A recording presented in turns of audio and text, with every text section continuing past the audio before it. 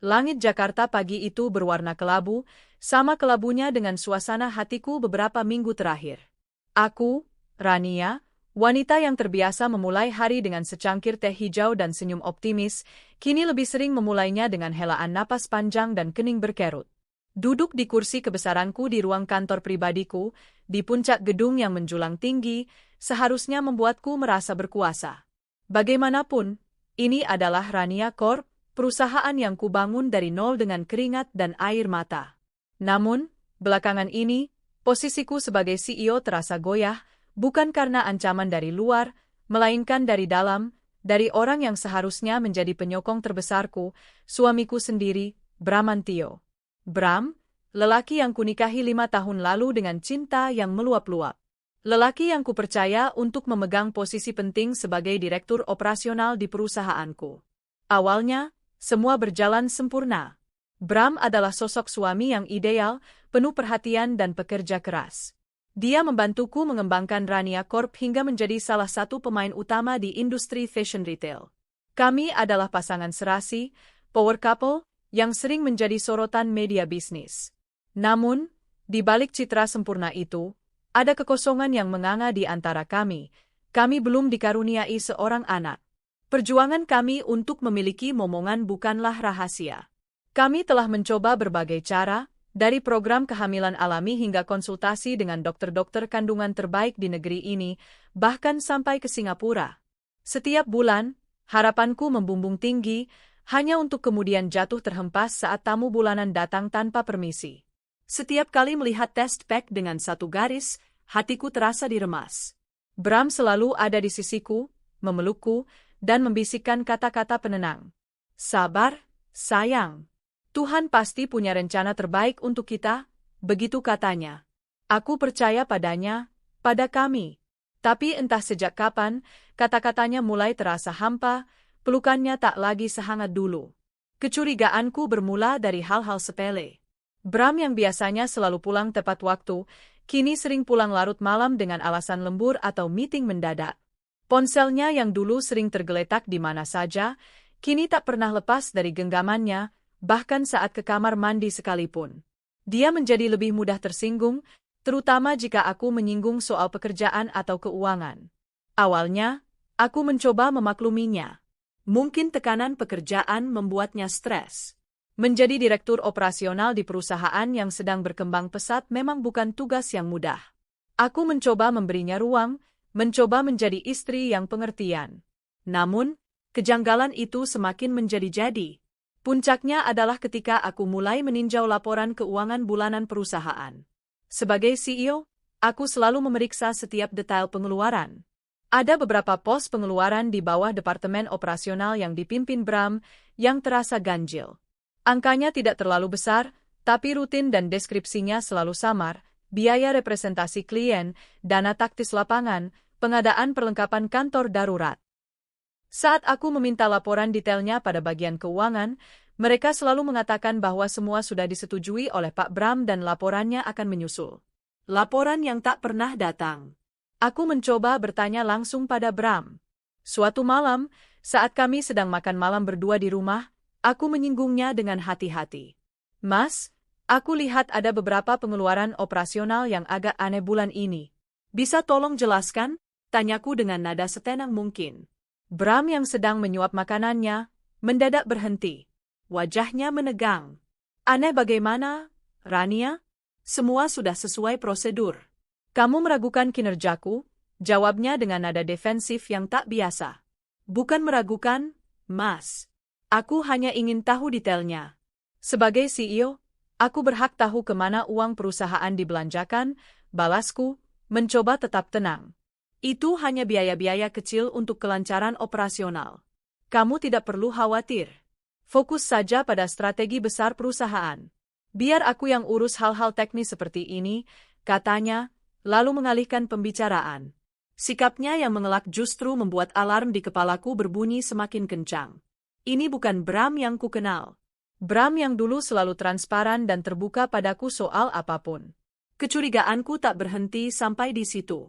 Suatu hari, saat aku sedang membereskan jas kerjanya yang akan dilaundry, sebuah struk belanja jatuh dari sakunya. Struk dari sebuah butik bayi premium di mall kelas atas. Mataku membelalak. Tertera di sana daftar belanjaan yang membuat jantungku berdebar tak karuan. 1 set kereta dorong bayi merek ternama, box bayi dari kayu jati, dan beberapa set pakaian bayi baru lahir. Totalnya mencapai puluhan juta rupiah. Tanganku gemetar memegang kertas tipis itu. Untuk siapa semua ini? Kami belum punya anak. Saudara kami yang baru melahirkan juga tidak ada. Mungkinkah ini hadiah untuk klien? Tapi rasanya terlalu berlebihan. Malam itu, aku menunggunya dengan perasaan campur aduk. Saat Bram pulang, aku langsung menodongkan struk itu di depan wajahnya. Ini apa, Mas? Bram terkejut, tapi dengan cepat dia menguasai diri. Oh, itu hadiah untuk Pak Suryo, klien penting kita. Istrinya baru saja melahirkan, jawabnya dengan lancar, meskipun matanya tak berani menatapku langsung. Hadiah semahal ini? Sejak kapan kita memberikan hadiah untuk klien sampai puluhan juta? Dan kenapa harus kamu yang beli langsung? Bukankah biasanya itu tugas tim marketing? Cecarku, suaraku mulai bergetar menahan emosi. Ini klien spesial, Rania. Aku ingin memberikan sentuhan personal. Sudahlah, jangan dipermasalahkan. Ini semua demi kemajuan perusahaan kita juga, kilahnya, mencoba mengambil struk itu dari tanganku. Aku tak percaya begitu saja. Ada yang salah. Sangat salah. Hatiku terasa sakit, seolah ada jarum tak kasat mata yang menusuknya perlahan. Malam itu aku tidur memunggunginya, pura-pura terlelap saat dia mencoba memelukku. Pikiranku melayang kemana-mana, mencoba merangkai kepingan-kepingan puzzle yang berserakan. Pengeluaran perusahaan yang aneh, sikapnya yang berubah, dan sekarang, struk belanja perlengkapan bayi yang misterius. Keesokan harinya, aku memutuskan untuk melakukan penyelidikan kecil-kecilan. Aku sengaja datang lebih pagi ke kantor dan langsung menuju ruangan Bram. Aku tahu ini salah, melanggar privasinya, tapi aku butuh jawaban. Dengan tangan gemetar, aku membuka laci mejanya yang tidak terkunci. Di antara tumpukan dokumen, aku menemukan sebuah buku catatan kecil. Kubuka halaman demi halaman, dan mataku terpaku pada beberapa catatan transfer dengan nominal yang cukup besar ke rekening atas nama Anissa. Ada catatan kecil di sampingnya, biaya bulanan, sewa apartemen, kebutuhan Daffa. Daffa? Siapa Daffa? Jantungku serasa berhenti berdetak. Nama itu terasa asing. Dan Anissa? Siapa wanita ini? Kenapa suamiku mentransfer uang jutaan rupiah setiap bulan padanya? Tanganku semakin gemetar. Aku memotret halaman-halaman itu dengan ponselku sebagai bukti. Saat hendak menutup buku itu, sebuah foto terselip di halaman belakang. Foto seorang wanita muda yang sedang tersenyum sambil menggendong seorang bayi laki-laki. Di belakang foto itu, ada tulisan tangan, Anissa Daffa, kesayanganku. Dunia seakan runtuh di sekelilingku. Kakiku lemas, aku hampir jatuh terduduk jika tidak berpegangan pada meja. Jadi ini alasannya. Ini penjelasan dari semua kejanggalan itu. Wanita lain. Dan seorang anak. Anak yang selama ini kami dambakan, anak yang membuatku menangis setiap malam, ternyata telah diberikan Tuhan pada suamiku, tapi dari rahim wanita lain. Napas terasa sesak. Air mata yang kutahan sejak semalam akhirnya tumpah ruah. Sakitnya tak terperi. Rasa dikhianati, dibohongi, dan dipermainkan menjadi satu. Semua perjuangan kami, semua tangis dan doa kami untuk memiliki anak, seakan menjadi lelucon pahit. Di saat aku berjuang mati-matian, menjalani berbagai prosedur medis yang menyakitkan, dia justru bersenang-senang dengan wanita lain dan dengan mudahnya mendapatkan seorang anak. Kemarahan mulai menjalari seluruh tubuhku, menggantikan rasa sakit. Kemarahan pada Bram, pada wanita itu, dan pada diriku sendiri yang begitu bodoh dan buta. Aku teringat semua pengeluaran aneh di perusahaan. Jadi, selama ini, Bram menggunakan uang perusahaanku, uang hasil kerja kerasku, untuk membiayai kehidupan selingkuhannya dan anak haramnya. Dia menafkahi mereka dengan kemewahan, sementara aku di sini dibiarkan dalam ketidaktahuan. Aku menghapus air mataku dengan kasar. Aku tidak boleh lemah. Aku harus kuat. Aku adalah Rania, wanita yang membangun kerajaan bisnis ini dari nol. Aku tidak akan membiarkan seorang pengkhianat dan benalu menghancurkan hidupku dan hasil jerih payahku. Aku kembali ke ruanganku, mencoba menenangkan diri. Otakku bekerja cepat, menyusun rencana. Aku tidak akan langsung mengkonfrontasinya. Tidak, itu terlalu mudah baginya. Aku akan membuatnya merasakan akibat dari perbuatannya. Aku akan mengambil kembali semua yang menjadi milikku. Langkah pertama adalah mengumpulkan lebih banyak bukti. Aku menghubungi seorang teman lama yang bekerja sebagai detektif swasta. Aku menceritakan semuanya, meskipun terasa berat dan memalukan. Aku memberinya foto wanita itu dan semua informasi yang kutemukan. Aku ingin tahu segalanya, siapa wanita itu, di mana dia tinggal, dan sejak kapan hubungan mereka terjalin. Sambil menunggu hasil penyelidikan, aku harus bersandiwara. Aku harus berpura-pura tidak tahu apa-apa di depan Bram. Ini adalah bagian tersulit. Setiap kali dia pulang dan tersenyum padaku, aku harus menahan keinginan untuk berteriak dan menampar wajahnya. Setiap kali dia menyentuhku, aku merasa jijik. Setiap malam, aku tidur di sisinya, membayangkan dia memeluk wanita lain. Tempat tidur yang dulu menjadi saksi cinta kami, kini terasa dingin dan asing. Pekerjaan Bram di kantor pun semakin tak beres. Beberapa proyek penting yang dipegangnya terbengkalai. Klien mulai mengeluh tentang kinerjanya yang menurun. Dia sering tidak fokus saat meeting, lebih banyak bermain ponsel. Para staf di bawahnya juga mulai berbisik-bisik tentang sikapnya yang sering marah-marah tanpa alasan jelas. Dulu, aku akan membelanya, mencarikan alasan untuknya. Tapi sekarang, aku melihatnya dengan kacamata yang berbeda. Aku melihat seorang pria yang tidak bertanggung jawab, yang lebih mementingkan kehidupan rahasianya daripada perusahaan yang telah memberinya segalanya. Suatu sore, detektif yang kusewa menelepon. Dia telah menemukan informasi yang kubutuhkan. Wanita itu bernama Anissa, seorang mantan model majalah pria dewasa. Dia tinggal di sebuah apartemen mewah di kawasan elit Jakarta Selatan. Dan yang paling menyakitkan, hubungan mereka sudah berjalan selama hampir 2 tahun. Anak laki-laki itu, Daffa, kini berusia 1 tahun. Detektif itu juga mengirimkan beberapa foto Bram yang sedang mengunjungi apartemen itu, bermain dengan Daffa di taman, dan berbelanja bersama Anissa layaknya sebuah keluarga bahagia. Melihat foto-foto itu, hatiku kembali hancur berkeping-keping. Itu adalah pemandangan yang selalu kuimpikan, Bram, aku, dan anak kami. Tapi dalam kenyataan ini, posisiku telah digantikan oleh wanita lain. Mereka terlihat begitu bahagia, sebuah keluarga kecil yang sempurna, yang dibangun di atas kebohongan dan pengkhianatanku. Detektif itu juga berhasil mendapatkan informasi yang lebih mengejutkan. Anissa ternyata tahu status Bram yang sudah menikah. Dia tidak keberatan hanya dinikahi siri, asalkan Bram memenuhi semua kebutuhan hidupnya yang mewah. Dia tidak peduli dengan perasaanku, yang penting aliran uang bulanan dari Bram tidak pernah macet. Uang yang notabene berasal dari perusahaanku. Amarahku mencapai puncaknya. Jadi, ini bukan hanya tentang perselingkuhan. Ini adalah konspirasi.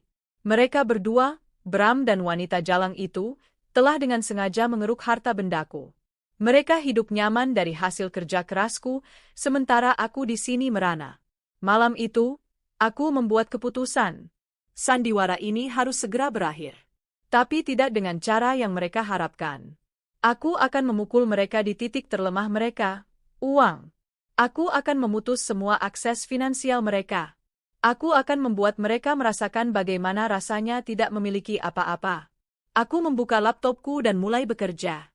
Dengan otoritasku sebagai pemilik dan CEO, aku mulai menyusun strategi untuk mengambil alih kembali kendali penuh atas perusahaanku.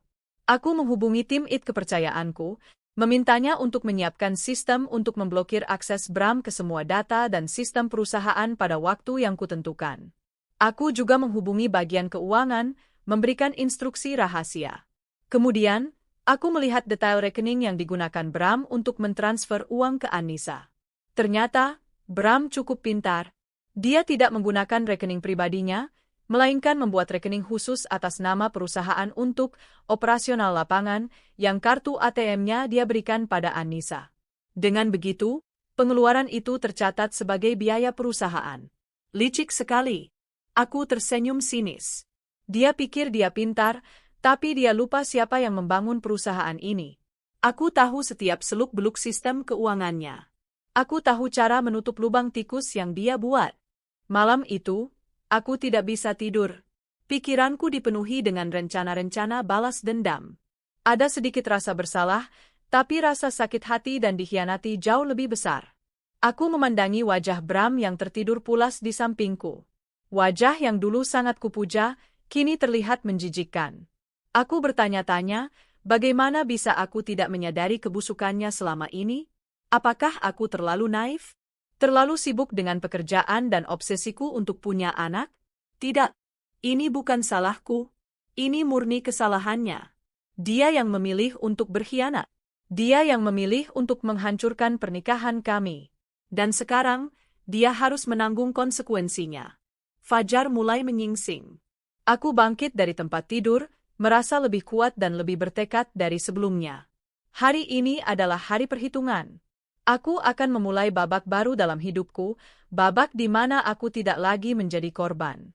Aku akan menjadi Rania yang dulu, yang tangguh dan tak terkalahkan. Dan aku akan memulainya dengan menghancurkan dunia palsu yang telah dibangun oleh suamiku dengan uangku. Pertunjukan akan segera dimulai. Dan aku adalah sutradaranya. Fajar baru saja merekah di ufuk timur ketika aku sudah berada di dalam mobil, melaju membelah jalanan Jakarta yang mulai ramai. Aku tidak menuju kantorku di pusat kota, melainkan ke sebuah kedai kopi kecil di pinggiran kota, tempat yang telah kujanjikan untuk bertemu dengan Leo, detektif swasta yang kusewa. Pagi ini, aku akan menerima laporan lengkap hasil penyelidikannya. Laporan yang kuyakini akan menjadi amunisi terakhir yang kubutuhkan sebelum melancarkan serangan balasan. Leo sudah menungguku di sudut ruangan, secangkir kopi hitam mengepul di hadapannya. Dia seorang pria parubaya dengan tatapan mata yang tajam, seolah mampu menembus lapisan kebohongan apapun. Tanpa banyak basa-basi, dia menyodorkan sebuah amplop coklat tebal ke arahku. Semua yang Anda minta ada di dalam, Bu Rania. Profil lengkap Anissa, salinan bukti transfer, foto-foto, bahkan rekaman percakapan mereka di tempat umum. Ujarnya dengan suara rendah dan profesional. Tanganku sedikit gemetar saat menerima amplop itu. Ini dia. Kotak Pandora yang akan mengungkap semua kebusukan Bram. Aku menarik napas dalam-dalam, mencoba menguatkan hati. Terima kasih, Leo. Anda bekerja dengan sangat baik. Itu pekerjaan saya, Bu. Jika ada lagi yang bisa saya bantu, jangan ragu untuk menghubungi, katanya, lalu pamit undur diri, memberiku privasi untuk menelaah isi amplop itu. Kubuka amplop itu perlahan.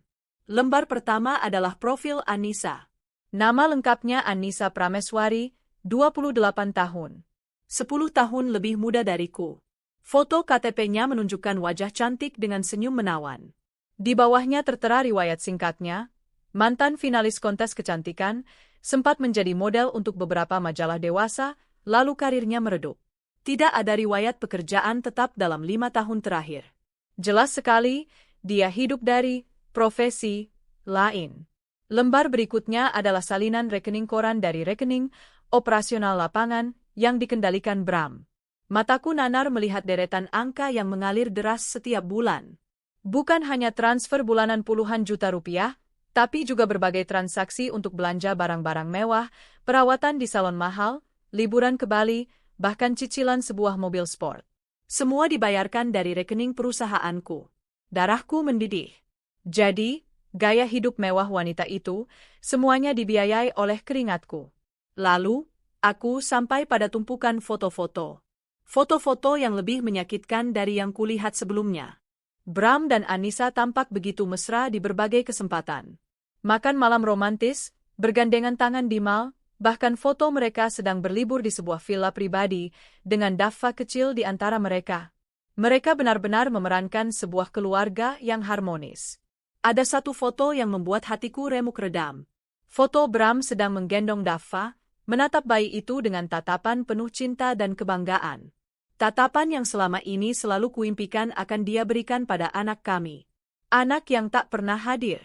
Di bagian paling bawah amplop, ada sebuah flash disk. Leo bilang itu berisi rekaman percakapan. Dengan ragu, kuambil laptop dari tasku dan memasukkan flash disk itu. Aku memasang earphone, tak ingin orang lain mendengar aib rumah tanggaku. Suara Bram terdengar jelas, disusul suara manja seorang wanita yang pasti adalah Anissa. Mereka sedang berada di sebuah restoran. Sayang, bulan depan Daffa ulang tahun yang pertama. Aku mau adain pesta besar di hotel, undang semua teman-temanku, kata Anissa. Tentu, sayang. Atur saja. Mau di hotel mana? Nanti aku yang urus biayanya, jawab Bram tanpa ragu. Asyik, kamu memang suami terbaik. Oh ya, mobilku juga sudah harus ganti, Mas. Yang ini sudah ketinggalan model, rengek Anissa lagi. Iya, nanti kita lihat-lihat di showroom. Kamu mau mobil apa? Percakapan itu terus berlanjut, berisi daftar permintaan Anissa yang tak ada habisnya, dan janji-janji Bram yang selalu mengiyakan. Yang membuatku muak adalah saat Anissa menyinggung tentangku. Istrimu itu nggak curiga, kan, Mas? Uang perusahaan keluar sebanyak ini. Terdengar Bram tertawa kecil. Tenang saja, Rania itu terlalu sibuk dengan ambisinya. Dia tidak akan sempat mengurus hal-hal kecil seperti ini. Baginya, yang penting laporan di atas kertas terlihat bagus. Dia percaya penuh padaku. Bodoh, kan? Bodoh? Satu kata itu menghantamku seperti palu godam. Jadi, selama ini, di matanya, aku hanyalah seorang wanita bodoh yang mudah dibohongi. Kepercayaan yang kuberikan, cinta yang kutumpahkan, semuanya hanya dianggap sebagai sebuah kebodohan. Air mataku kembali menetes, tapi kali ini bukan karena kesedihan, melainkan karena amarah yang membara. Aku mematikan rekaman itu. Sudah cukup. Aku sudah mendengar semua yang perlu kudengar. Tak ada lagi keraguan, tak ada lagi ruang untuk maaf. Pria itu dan wanita itu harus membayar semua ini. Aku kembali ke kantor dengan kepala dingin dan hati yang membatu. Rencana yang telah kususun semalam kini terasa semakin mantap.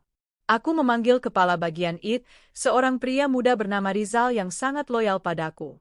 Rizal, aku butuh bantuanmu. Ini sangat rahasia, kataku dengan nada serius. Siap, Bu Rania. Apapun untuk ibu, jawabnya mantap. Nanti malam, tepat jam 12, aku mau kamu memutus semua akses Pak Bramantio ke sistem perusahaan. Email, server, data keuangan, semuanya. Buat seolah-olah ada gangguan teknis pada akunnya. Apa kamu bisa melakukannya tanpa terdeteksi olehnya? Rizal tampak terkejut, tapi dia tidak banyak bertanya. Bisa, Bu? Akan saya atur. Semuanya akan terlihat seperti error sistem biasa. Bagus. Dan satu lagi, aku mau kamu melacak semua aktivitas digital dari rekening operasional dengan nomor sekian. Aku memberikannya nomor rekening yang digunakan Bram untuk membiayai Anissa. Aku mau tahu semua detail transaksinya, termasuk lokasi ATM dan mesin EDC yang digunakan. Baik, Bu. Akan saya kerjakan segera. Setelah Rizal pergi, aku memanggil kepala bagian keuangan, Bu Sinta, seorang wanita parubaya yang sudah kuanggap seperti ibuku sendiri. Aku menceritakan garis besarnya, tanpa detail perselingkuhan, hanya tentang adanya penyalahgunaan dana perusahaan oleh Bram. Wajah Bu Sinta pias. Saya butuh bantuan Ibu. Pertama, siapkan laporan audit investigasi untuk semua pengeluaran di bawah Departemen Operasional selama 2 tahun terakhir. Tandai semua transaksi yang mencurigakan, instruksiku. Kedua, siapkan surat pemutusan hubungan kerja untuk Bramantio atas dasar penyalahgunaan wewenang dan kerugian perusahaan. Bu Sinta mengangguk, matanya menunjukkan simpati dan dukungan.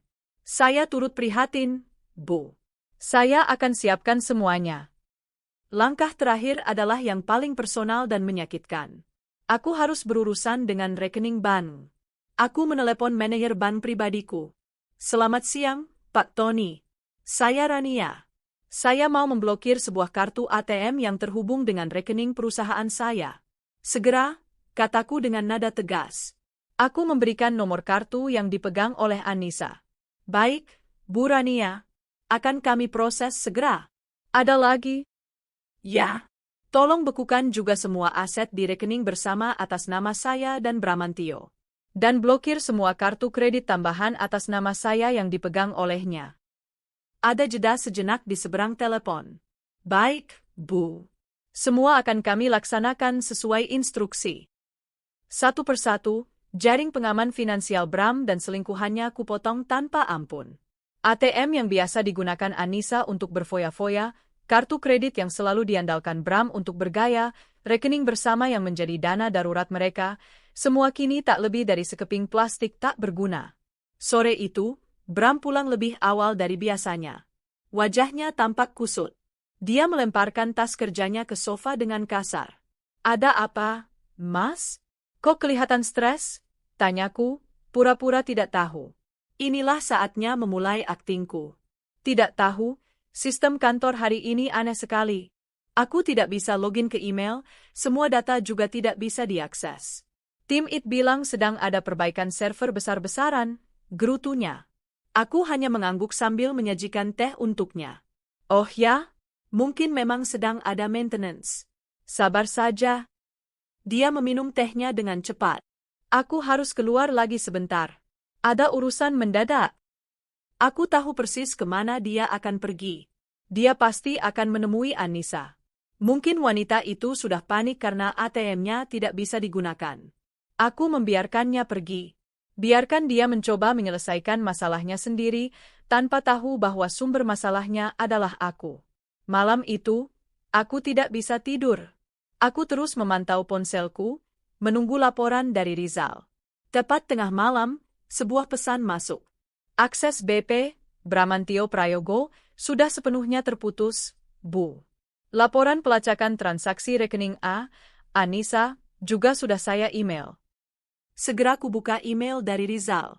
Isinya adalah peta digital yang menunjukkan titik-titik lokasi transaksi kartu ATM Anissa selama beberapa jam terakhir.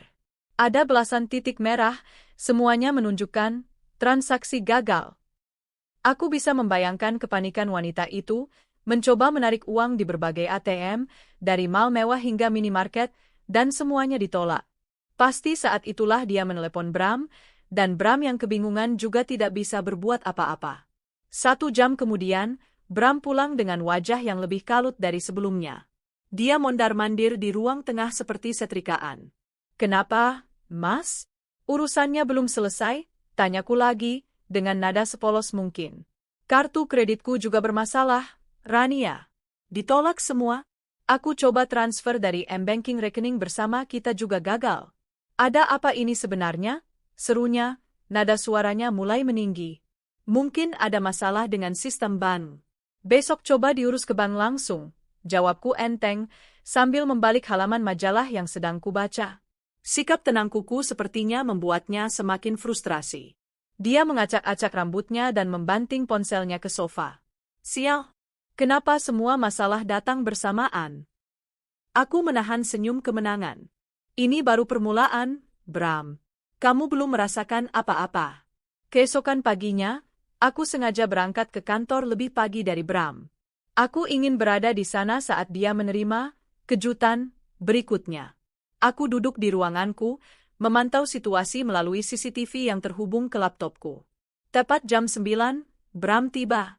Dia berjalan menuju ruangannya seperti biasa. Tapi saat mencoba membuka pintu dengan kartu aksesnya, lampu indikator menyala merah. Dia mencoba beberapa kali, gagal. Wajahnya menunjukkan kebingungan. Dia kemudian mencoba memanggil sekretarisnya, tapi sekretarisnya hanya mengangkat bahu. Kemudian, 2 orang satpam dan kepala HRD menghampirinya. Mereka menyerahkan sebuah amplop coklat. Aku bisa melihat dari layar laptopku, wajah Bram berubah dari bingung menjadi pucat pasi saat membaca isi surat di dalam amplop itu. Surat pemecatan dirinya. Dia tampak marah, mencoba menerobos masuk, tapi satpam menahannya. Dia berteriak-teriak, menyebut namaku. Aku tetap tenang di ruanganku. Beberapa karyawan mulai keluar dari ruangan mereka, menonton drama yang terjadi. Kepala HRD kemudian memberikan sebuah kotak, menyuruh Bram untuk mengemasi barang-barang pribadinya dari mejanya di bawah pengawalan satpam. Pemandangan itu, seorang direktur yang kemarin masih sangat berkuasa, kini diperlakukan seperti seorang pesakitan, memberikan kepuasan tersendiri bagiku. Setelah mengemasi barang-barangnya, Dia berjalan dengan langkah gontai menuju lift, diiringi tatapan mata para karyawan. Sebelum pintu lift tertutup, matanya sempat bertemu dengan kamera CCTV di lobi. Tatapannya penuh amarah dan ketidakpercayaan. Drama di kantor selesai. Sekarang, saatnya untuk babak final di rumah.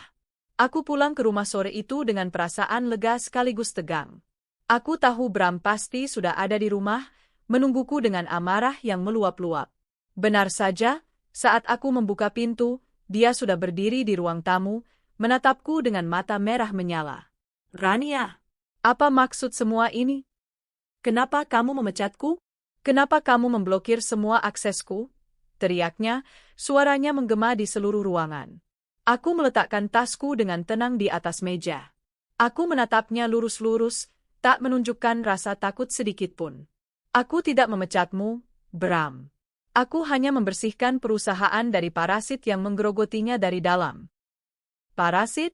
Apa maksudmu? Inilah saatnya. Aku berjalan ke arahnya, lalu melemparkan amplop coklat dari Leo ke atas meja kopi di antara kami. Foto-foto mesranya dengan Anissa dan Daffa berhamburan keluar. Wajah Bram langsung berubah pucat. Dia menatap foto-foto itu, lalu menatapku dengan tatapan ngeri. Dia tahu, permainannya telah usai. Anissa dan Daffa. Keluarga bahagiamu, yang kau biayai dengan uang hasil kerja kerasku. Kau pikir aku bodoh, kan? Kau pikir aku tidak akan pernah tahu, desisku, setiap kata penuh dengan racun kebencian. Bram tergagap. Rania, aku bisa jelaskan? Jelaskan apa lagi, Bram? Bahwa kamu meniduriku di malam hari, lalu paginya pergi menemui selingkuhanmu? Bahwa kamu menghabiskan uang perusahaan puluhan juta setiap bulan untuk membiayai wanita simpananmu, sementara aku di sini banting tulang mengembangkan perusahaan? Bahwa di saat aku menangis karena belum punya anak, kamu malah bersenang-senang membuat anak dengan wanita lain. Jelaskan, suaraku meninggi, semua emosi yang terpendam akhirnya meledak. Dia terduduk lemas di sofa, tak mampu berkata-kata. Wajahnya yang dulu tampan dan penuh wibawa, kini terlihat menyedihkan. Semua sudah berakhir, Bram. Pernikahan kita, posisimu di perusahaan, semuanya. Sekarang, aku mau kamu keluar dari rumah ini. Bawa semua barang-barangmu dan jangan pernah menunjukkan wajahmu lagi di hadapanku. Aku menunjuk ke arah pintu dengan tangan gemetar karena amarah. Ini adalah akhir dari kebohonganmu dan awal dari kehidupanku yang baru. Keheningan yang mencekam menyelimuti ruang tamu kami setelah ledakan amarahku. Bram masih terduduk di sofa, wajahnya tertunduk menatap foto-foto yang berserakan di meja. Foto-foto yang menjadi bukti tak terbantahkan dari pengkhianatan paling keji yang pernah kurasakan. Wajahnya yang pucat pasi menunjukkan bahwa dia akhirnya menyadari benteng kebohongan yang telah ia bangun dengan susah payah selama 2 tahun terakhir, kini telah runtuh berkeping-keping. Ran, maafkan aku. Lirihnya, suaranya serak dan nyaris tak terdengar. Aku tertawa sinis, tawa yang terdengar asing bahkan di telingaku sendiri. Maaf? Setelah semua yang kamu lakukan, kamu pikir kata, maaf, bisa memperbaiki semuanya? Bisa mengembalikan kepercayaanku yang sudah kamu hancurkan? Bisa menghapus rasa sakit di hatiku saat tahu kamu punya anak dari wanita lain, sementara aku berjuang setengah mati untuk memberimu keturunan. Setiap kata yang kuucapkan bagai belati yang menusuknya, tapi itu tak sebanding dengan luka menganga yang dia torehkan di hatiku. Aku hilaf, Rania. Aku tidak bermaksud menyakitimu, ucapnya lagi, mencoba meraih tanganku. Dengan cepat ku tepis tangannya. Jangan sentuh aku. Tanganmu itu kotor. Tangan yang sama yang kau gunakan untuk membelai wanita jalang itu. Aku berjalan mondar-mandir, mencoba mengendalikan emosi yang bergejolak. Aku tidak boleh terlihat lemah di hadapannya. Aku harus menunjukkan bahwa aku memegang kendali penuh atas situasi ini. Hilaf katamu? Hilaf itu sekali, Bram. Bukan 2 tahun. Bukan dengan sengaja menyembunyikan seorang wanita dan anak, menafkahi mereka dengan uang hasil keringatku. Itu bukan hilaf, itu rencana. Rencana busuk kalian berdua untuk morotin aku. Aku berhenti di depannya, menatapnya dengan tajam. Aku sudah tahu semuanya. Aku tahu wanita itu, Anissa. Aku tahu dia sengaja mau dinikahi Siri asal kamu tetap memberinya uang bulanan yang banyak. Aku tahu kamu memakai uang perusahaan untuk membiayai gaya hidup mewahnya. Kalian pikir aku ini mesin ATM berjalan? Bram mengangkat wajahnya, matanya memerah menahan tangis. Rania, tolong beri aku satu kesempatan lagi. Aku akan tinggalkan dia. Aku akan perbaiki semuanya. Aku mohon. Permohonannya terdengar menjijikkan di telingaku. Kesempatan? Aku telah memberinya ribuan kesempatan setiap hari selama 5 tahun pernikahan kami. Kesempatan untuk jujur, kesempatan untuk setia. Tapi dia memilih untuk menginjak-injak semua itu. Tidak ada kesempatan kedua untuk seorang pengkhianat, desisku dingin. Semua sudah selesai. Aku sudah mengajukan gugatan cerai pagi tadi. Suratnya mungkin akan sampai besok. Mendengar kata cerai, tubuhnya menegang. Ini adalah pukulan terakhir yang menghancurkan sisa-sisa harapannya. Cerai? Rania, jangan lakukan ini. Pikirkan pernikahan kita. Pernikahan yang mana? Pernikahan yang sudah kau nodai dengan kebohongan? Tidak ada lagi yang perlu dipikirkan. Sekarang, aku mau kamu pergi. Kemasi barang-barangmu. Aku memberimu waktu 1 jam. Setelah itu, aku akan memanggil satpam untuk mengusirmu. Aku berbalik, tak sanggup lagi melihat wajahnya yang memelas. Aku berjalan menuju kamarku, mengunci pintu, dan bersandar di baliknya. Tubuhku luruh ke lantai. Akhirnya, aku bisa membiarkan air mataku mengalir deras. Tangis kesakitan, kemarahan, dan kelegaan yang bercampur menjadi satu. Aku telah melakukannya. Aku telah mengambil langkah pertama untuk membebaskan diriku dari belenggu pernikahan beracun ini. Dari balik pintu, aku bisa mendengar suara gaduh. Suara laci dibuka dan ditutup dengan kasar, suara lemari yang berderit. Bram sedang mengemasi barang-barangnya. 1 jam terasa seperti selamanya. Aku hanya duduk di lantai, memeluk lututku, mendengarkan setiap suara yang menandakan kepergiannya dari hidupku. Tepat 1 jam kemudian, aku mendengar suara langkah kakinya menjauh, diikuti suara pintu depan yang ditutup dengan keras. Aku menunggu beberapa saat, memastikan dia benar-benar sudah pergi.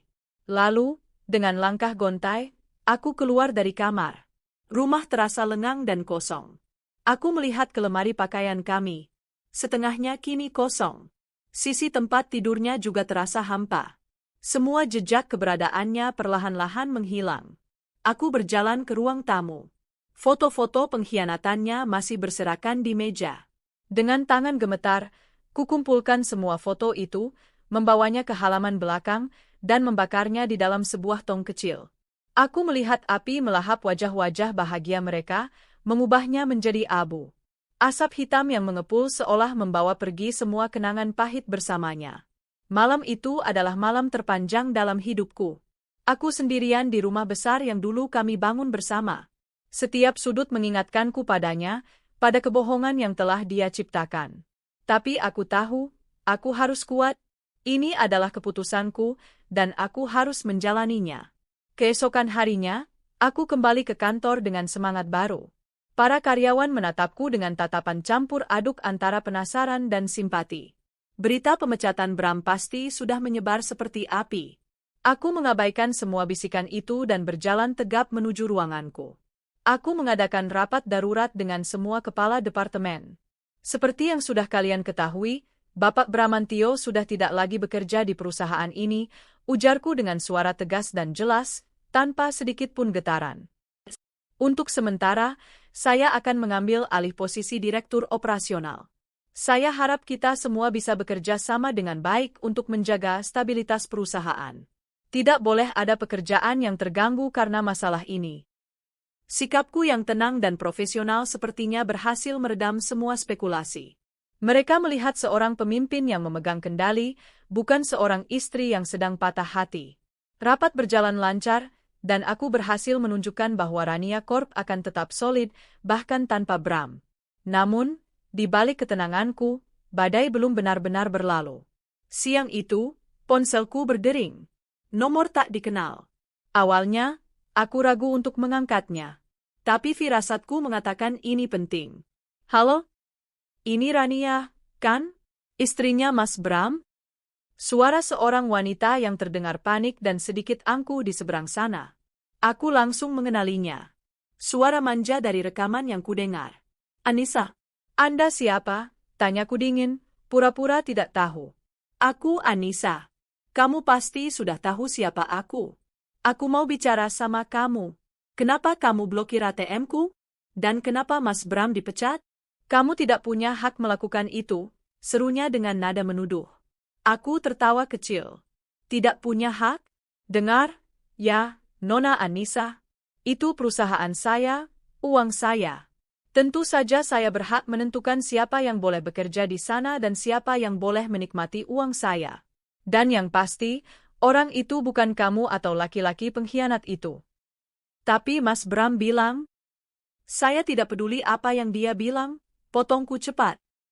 Kehidupan mewahmu sudah berakhir. Uang bulananmu sudah berhenti.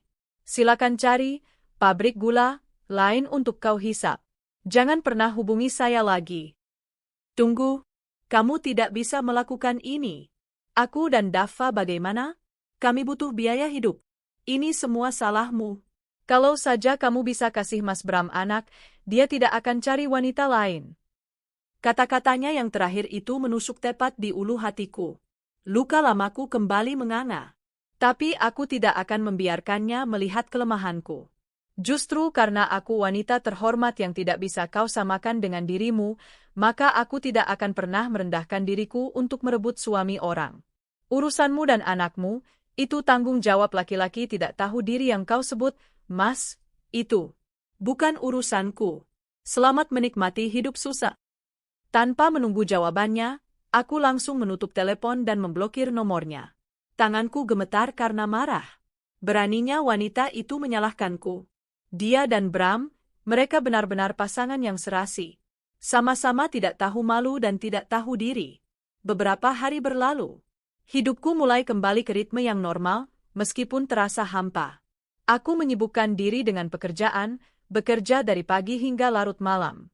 Itu satu-satunya cara untuk mengalihkan pikiranku dari rasa sakit. Proses perceraian berjalan. Pengacaraku mengatakan posisiku sangat kuat. Aku punya bukti perselingkuhan dan penyalahgunaan dana perusahaan. Bram tidak akan mendapatkan sepeser pun dari harta Gonogini karena Rania Corp adalah murni milikku, dibangun jauh sebelum kami menikah. Rumah yang kami tinggali juga atas namaku. Dia benar-benar akan pergi dengan tangan hampa.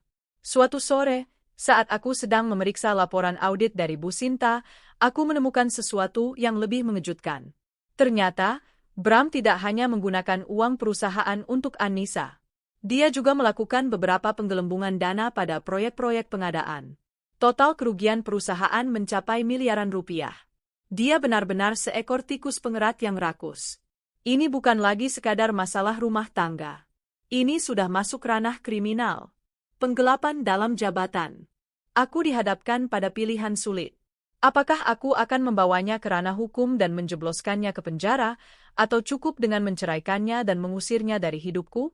Sebagian diriku ingin melihatnya menderita di balik jeruji besi, mempertanggungjawabkan semua perbuatannya. Tapi sebagian diriku yang lain masih mengingat kebaikan-kebaikan yang pernah dia lakukan dulu, sebelum dia berubah menjadi monster. Bagaimanapun, dia pernah menjadi pria yang sangat kucintai. Aku merenung semalaman.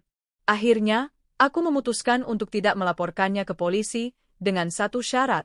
Dia harus menandatangani surat perjanjian untuk tidak akan pernah menggangguku dan perusahaanku lagi, dan mengakui semua utangnya pada perusahaan yang akan dipotong dari aset pribadinya yang tersisa, yang tidak seberapa. Ini adalah belas kasih terakhir yang bisa kuberikan padanya.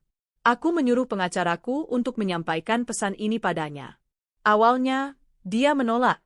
Tapi setelah pengacaraku menunjukkan bukti-bukti audit yang tak terbantahkan dan ancaman hukuman penjara yang menantinya, dia akhirnya luluh. Dia setuju untuk menandatangani semua surat yang kuminta. Semua akses telah kuputus. Akses ke perusahaan, akses ke rekening, akses ke rumah, dan sebentar lagi, akses ke statusku sebagai istrinya. Aku telah berhasil memutus semua rantai yang mengikat parasit itu dalam hidupku. Aku merasa seperti baru saja menjalani operasi pengangkatan tumor ganas. Sakit, tapi melegakan. Aku pikir, Semua drama ini sudah berakhir. Aku bisa mulai menata hidupku kembali dengan tenang. Tapi ternyata, aku salah. Babak baru yang lebih gila akan segera dimulai. Suatu sore, saat aku baru saja tiba di rumah, Satpam memberitahuku bahwa ada tamu yang memaksa ingin bertemu. Aku berjalan ke gerbang dan melihat pemandangan yang membuat darahku kembali mendidih. Di sana, berdiri Bram, dengan wajah kuyu dan pakaian yang sedikit lusuh. Di sampingnya, berdiri Anissa, menggendong seorang anak laki-laki kecil yang mungkin adalah Daffa. Mereka berdiri di depan gerbang rumahku, rumah yang dibangun dengan uangku, dengan tatapan memelas. Pemandangan yang surreal dan menjijikkan. Untuk apa lagi mereka datang ke sini? Pemandangan di depan gerbang rumahku terasa seperti adegan dari sinetron picisan yang tak pernah ingin kutonton. Bram, mantan suamiku yang sebentar lagi akan resmi bercerai, berdiri dengan bahu merosot dan tatapan memohon. Di sampingnya, Anissa, wanita perusak rumah tanggaku, menggendong seorang anak laki-laki yang menatapku dengan mata bulat polosnya. Daffa, anak hasil perselingkuhan mereka. Mereka bertiga berdiri di sana, di depan istana yang kubangun, tampak seperti keluarga malang yang terusir. Sebuah ironi yang pahit. Amarah yang sempat mereda kini kembali membuncah. Beraninya mereka menunjukkan wajah mereka di sini setelah semua yang terjadi. Terlebih lagi, membawa anak itu, seolah-olah ingin menggunakannya sebagai tameng atau senjata untuk meluluhkan hatiku. Mau apa lagi kalian? Tanyaku dingin, suaraku tajam membelah keheningan sore itu. Aku tetap berdiri di balik gerbang yang tertutup, menjaga jarak di antara kami. Bram melangkah maju, tangannya terulur seolah ingin menggapai jeruji besi gerbang. Rania, tolong dengarkan kami sebentar saja. Tidak ada lagi yang perlu didengarkan. Urusan kita sudah selesai. Pergi dari sini sebelum aku panggil polisi, ancamku. Tiba-tiba, Anissa yang sejak tadi diam, mulai angkat bicara. Dan apa yang keluar dari mulutnya sungguh di luar dugaanku. Dia melangkah maju, lalu tanpa kuduga, dia berlutut di tanah berdebu di depan gerbang. Mbak Rania, saya mohon, Bu, maafkan saya. Ucapnya sambil terisak-isak. Air matanya mengalir deras, membasahi wajahnya yang cantik. Daffa yang berada di gendongannya mulai ikut menangis, mungkin kaget melihat ibunya menangis. Saya tahu saya salah, Mbak. Saya sudah berdosa sama Mbak. Tapi tolong, kasihani kami. Kasihani Daffa. Dia tidak tahu apa-apa. Aku terpaku melihat pemandangan itu. Sebuah pertunjukan drama yang begitu klise. Sang pelakor yang menangis memohon belas kasihan. Apakah dia pikir aku akan luluh dengan air mata buayanya? Bangun. Tidak perlu bersandiwara di depan rumah saya, kataku datar, tak tergerak sedikit pun. Bram ikut memohon. Rania, kami benar-benar sudah tidak punya apa-apa lagi. Kartu ATM diblokir. Aku dipecat, kami diusir dari apartemen karena tidak bisa bayar sewa. Kami tidak tahu harus kemana lagi. Selama beberapa hari ini kami tinggal di motel murah. Aku mendengus. Lalu itu urusanku? Bukankah itu konsekuensi dari perbuatan kalian sendiri? Kamu, Bram, sebagai laki-laki, seharusnya bertanggung jawab pada wanita dan anak yang sudah kau buat. Kenapa malah datang mengemis padaku? Aku tidak bisa, Rania. Aku tidak punya pekerjaan, tidak punya uang. Semua rekeningku dibekukan. Bagaimana aku bisa menafkahi mereka? Keluhnya putus asa. Itu yang seharusnya kau pikirkan sebelum memutuskan untuk selingkuh dan morotin istrimu sendiri, balasku tajam. Anissa kembali bersuara, masih dalam posisi berlutut. Mbak, saya rela, Mbak. Saya rela Mbak marahi, saya rela Mbak hina. Tapi tolong, jangan pisahkan saya dengan Mas Bram. Kami saling mencintai. Aku tertawa hambar. Cinta? Atau cinta pada uangnya? Uangku, lebih tepatnya. Seolah tak mendengar cemoohanku, dia melanjutkan kalimatnya yang membuatku benar-benar murka. Mbak, saya tahu Mbak wanita yang baik. Mbak pasti kesepian karena belum punya anak. Anggap saja Daffa ini anak Mbak juga. Kita bisa besarkan dia bersama-sama. Saya rela dipoligami, Mbak. Saya rela jadi istri kedua. Asalkan Mas Bram tetap bersama kami, dan Mbak mau menerima kami kembali. Kita bisa hidup damai bertiga? Aku terdiam. Bukan karena terharu, tapi karena terlalu syok mendengar perkataannya yang tak masuk akal. Poligami? Hidup damai bertiga? Dengan wanita yang telah menghancurkan pernikahanku dan suamiku yang pengkhianat? Apakah otak mereka sudah tidak berfungsi dengan benar? Kalian sudah gila, ya? Desisku, suaraku bergetar karena marah. Kalian pikir saya ini wanita bodoh yang bisa kalian permainkan sesuka hati? Kalian hidup enak dari uangku, mengkhianatiku di belakang, lalu sekarang saat kalian jatuh miskin, kalian datang memohon untuk hidup menumpang padaku dengan dalih poligami? Di mana otak kalian? Aku menatap Bram dengan penuh kebencian. Dan kamu, Bram, tega sekali kamu. Setelah semua pengkhianatanmu, kamu datang ke sini membawa mereka, memintaku untuk menerima mereka? Kamu pikir aku ini apa? Panti sosial? Bram menunduk, tak berani menatap mataku. Rania, ini satu-satunya cara. Aku tidak mungkin meninggalkan Anissa dan Daffa. Dia anakku. Tapi aku juga masih mencintaimu. Cinta katamu? Aku tertawa lagi, lebih keras dari sebelumnya. Cintamu itu murah, Bram. Semurah harga dirimu yang kau jual demi menuruti kemauan selingkuhanmu. Jangan pernah sebut kata cinta lagi di hadapanku. Aku menarik napas dalam-dalam, mencoba mengendalikan diriku. Dengarkan baik-baik, kalian berdua. Jawaban saya adalah tidak. Saya tidak sudi dipoligami. Saya tidak sudi hidup satu atap dengan kalian. Dan saya tidak sudi uang saya dipakai untuk membiayai kalian. Aku menatap Daffa yang masih menangis di gendongan ibunya. Ada sedikit rasa iba melihat anak sekecil itu harus terlibat dalam kekacauan orang tuanya. Tapi rasa iba itu tidak cukup untuk membuatku mengubah keputusanku. Anak itu, kataku sambil menunjuk Daffa, adalah tanggung jawabmu, Bram. Bukan tanggung jawabku. Carilah pekerjaan, apapun itu, untuk menafkahinya. Jadilah seorang ayah yang bertanggung jawab, setidaknya sekali dalam hidupmu. Lalu aku menatap Anissa. Dan kamu, berhentilah menjadi benalu. Kamu masih muda, masih punya tangan dan kaki. Bekerjalah. Jangan hanya mengandalkan hidup dari laki-laki. Apalagi suami orang. Wajah Anissa yang tadinya memelas, perlahan berubah menjadi masam. Mungkin dia sadar air matanya tak mempan untukku. Sombong sekali kamu. Kamu pikir karena kamu kaya, kamu bisa menghina kami seenaknya? Awas saja, karma itu ada. Justru karena saya bekerja keras untuk menjadi seperti sekarang, saya tidak akan membiarkan orang-orang seperti kalian menghancurkannya. Dan soal karma, lihat saja siapa yang sedang menerimanya sekarang. Balasku telak. Aku sudah muak dengan drama ini. Aku membalikkan badan dan berteriak memanggil Satpam. Pak, tolong usir mereka dari sini. Jika mereka tidak mau pergi, langsung telepon polisi dengan tuduhan mengganggu ketenangan. Satpam yang sejak tadi menonton dari kejauhan dengan canggung, segera berlari menghampiri. Dia membuka sedikit gerbang, cukup untuk badannya masuk, lalu berdiri di antara aku dan mereka.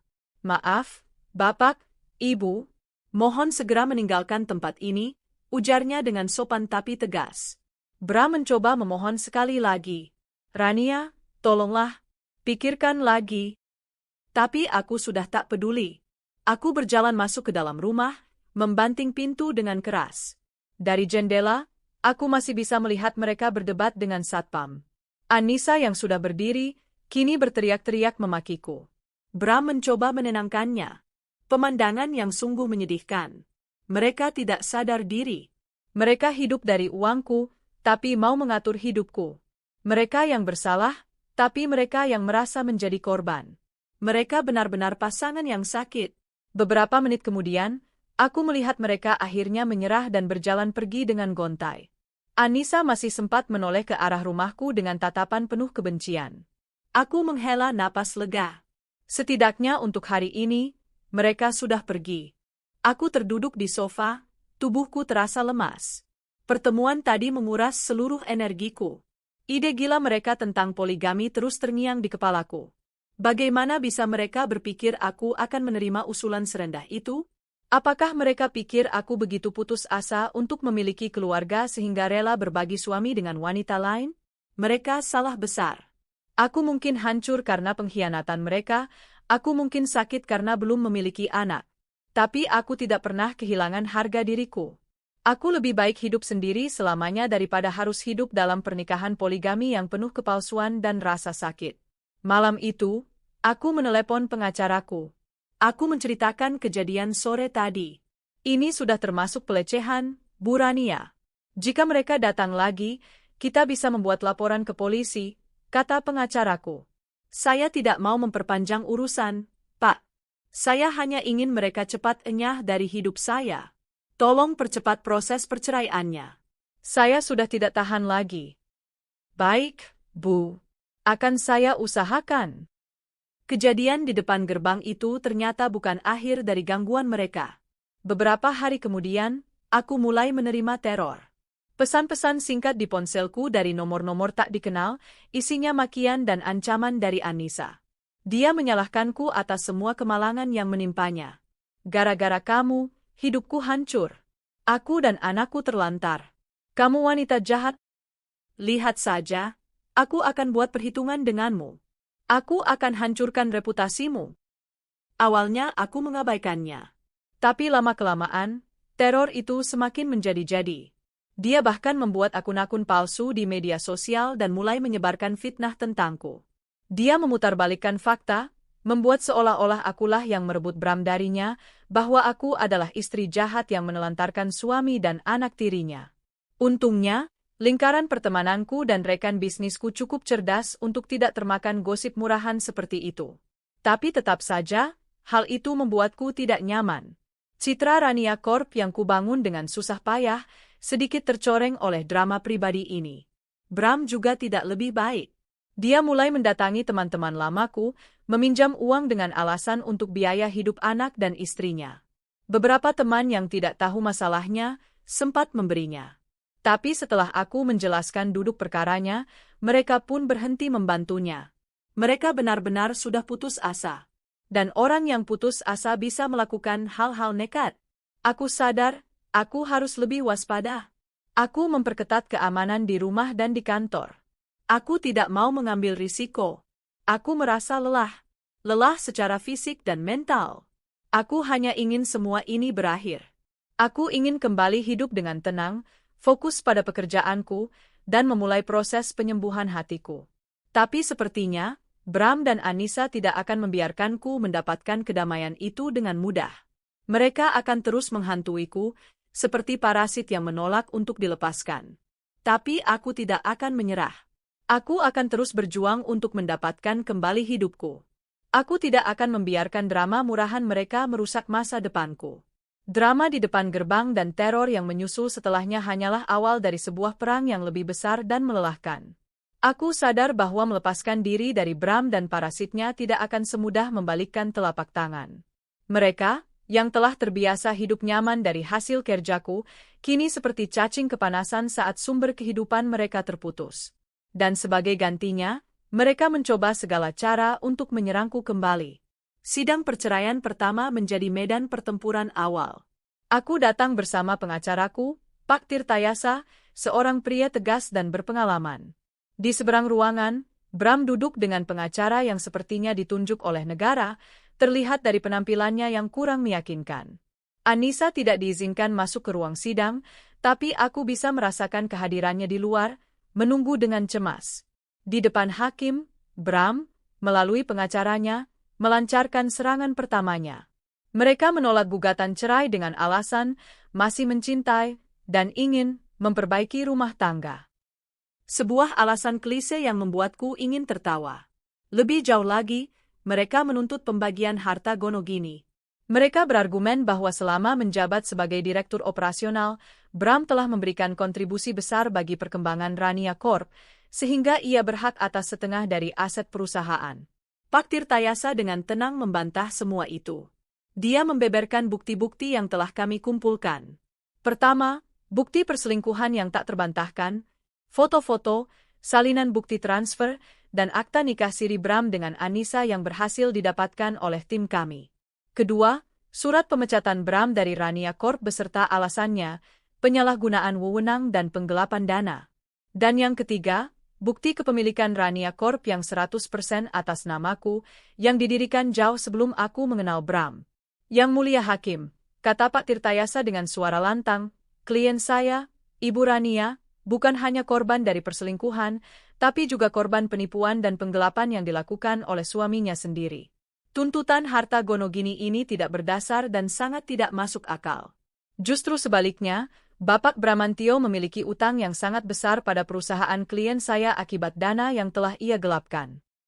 Pak Tirtayasa kemudian menyajikan laporan audit dari Bu Sinta yang menunjukkan aliran dana miliaran rupiah yang diselewengkan oleh Bram. Wajah Bram dan pengacaranya langsung pucat pasi. Mereka jelas tidak menyangka aku memiliki bukti sekuat ini. Sidang ditunda. Tapi perang tidak berhenti di situ. Di luar pengadilan, Anissa semakin gencar melancarkan perang urat saraf melalui media sosial. Dia membuat postingan-postingan yang memelas, menampilkan foto Daffa yang sakit-sakitan, dan menuduhku sebagai ibu tiri yang kejam yang menelantarkan anaknya. Dia mencoba membangun narasi bahwa akulah penjahatnya. Hanya karena seorang istri tidak bisa memberikan keturunan, apakah pantas ia mencampakkan suami yang terpaksa mencari kebahagiaan di luar? Kini, suami dan anaknya yang tak berdosa ditelantarkan tanpa belas kasihan. Di mana hati nurani seorang wanita kaya raya? Begitu salah satu caption di postingannya yang menjadi viral di beberapa akun gosip. Komentar-komentar netizen yang tidak tahu apa-apa mulai menyerangku. Dasar wanita mandul sombong. Kaya tapi pelit. Karma Israel. Membaca semua itu terasa menyakitkan. Mereka menghakimiku tanpa tahu penderitaan yang kualami. Awalnya, aku memilih diam. Tapi tim PR, Public Relations, perusahaanku menyarankan agar aku melakukan klarifikasi. Citraku sebagai publik figur di dunia bisnis mulai terpengaruh. Maka, dengan berat hati, aku mengadakan konferensi pers terbatas. Di hadapan beberapa wartawan terpilih, didampingi Pak Tirtayasa, aku menceritakan semuanya. Bukan versi penuh drama, tapi versi yang lugas dan berdasarkan fakta. Saya tidak pernah menelantarkan siapapun, ujarku dengan suara yang kuusahakan tetap tenang. Yang saya lakukan adalah melindungi hak saya dan perusahaan saya dari orang yang telah mengkhianati kepercayaan saya. Pernikahan kami sedang dalam proses perceraian karena adanya pihak ketiga dan adanya tindak penyelewengan dana perusahaan yang dilakukan oleh mantan suami saya. Semua bukti sudah kami serahkan ke pengadilan. Saya mohon doa dan pengertian dari semua pihak agar masalah pribadi ini bisa selesai dengan baik dan tidak mengganggu jalannya perusahaan. Klarifikasi itu cukup efektif untuk meredam opini publik yang negatif. Banyak orang yang kemudian berbalik mendukungku. Namun, hal itu justru membuat Anissa semakin kalap. Suatu malam, saat aku sedang dalam perjalanan pulang dari kantor, mobilku tiba-tiba dipepet oleh sebuah sepeda motor. Pengendaranya mengetuk-ngetuk kaca mobilku dengan kasar. Aku menyuruh sopirku untuk tidak berhenti dan terus jalan. Tapi di lampu merah berikutnya, pengendara motor itu turun dan menggedor-gedor mobilku sambil berteriak. "Itu Anissa. Keluar kau, perempuan mandul. Keluar!" Teriaknya seperti orang gila. Aku syok dan ketakutan. Sopirku dengan sigap langsung membunyikan klakson panjang-panjang untuk menarik perhatian. Beberapa pengendara lain mulai melihat ke arah kami. Sadar menjadi pusat perhatian, Anissa akhirnya menyerah dan kembali ke motornya, lalu melesat pergi. Jantungku berdebar kencang. Ini sudah keterlaluan. Dia tidak hanya menerorku secara verbal, tapi juga sudah mulai melakukan tindakan fisik yang membahayakan. Malam itu juga, aku membuat laporan polisi atas tindakan pengancaman dan perbuatan tidak menyenangkan. Aku tidak bisa tinggal diam lagi. Keselamatanku kini terancam. Polisi bergerak cepat. Berdasarkan nomor plat motor yang sempat dicatat oleh sopirku, mereka berhasil menemukan Anissa. Dia dipanggil untuk dimintai keterangan. Di depan polisi, dia mengelak dan kembali berakting sebagai korban. Tapi bukti rekaman CCTV dari salah satu toko di persimpangan jalan menunjukkan dengan jelas perbuatannya. Dia tidak bisa mengelak lagi. Dia tidak ditahan, tapi mendapatkan surat peringatan keras. Jika sekali lagi menggangguku, dia akan langsung diproses secara hukum. Ancaman itu sepertinya cukup membuatnya sedikit jera. Teror langsung darinya berhenti. Sementara itu, Bram juga semakin terpojok, tanpa uang, tanpa pekerjaan, dan dengan tuntutan hukum yang membayanginya, dia menjadi frustrasi. Dia mencoba menghubungi beberapa kolega bisnisnya, yang juga kolega bisnisku, untuk menjelek-jelekkan namaku. Dia menuduhku merebut perusahaan darinya. Tapi usahanya sia-sia. Reputasiku di dunia bisnis terlalu solid untuk digoyahkan oleh omongan seorang pengkhianat. Justru sebaliknya, Bram sendiri yang kini di blacklist dari banyak perusahaan. Tidak ada yang mau mempekerjakan orang dengan rekam jejak seburuk itu. Sidang perceraian terus berjalan alot. Pihak Bram terus mengulur-ulur waktu, mungkin berharap aku akan lelah dan akhirnya memberikan apa yang mereka mau. Tapi aku tidak akan menyerah. Pak Tirtayasa bahkan menyarankan agar kami melaporkan kasus penggelapan dananya secara pidana, agar posisinya semakin lemah. Aku kembali dihadapkan pada dilema. Menjebloskan pria yang pernah kucintai ke penjara terasa begitu berat. Tapi di sisi lain, perbuatannya memang sudah melanggar hukum. Setelah pertimbangan panjang, aku memutuskan untuk mengambil jalan tengah. Melalui Pak Tirtayasa, aku memberikan penawaran terakhir.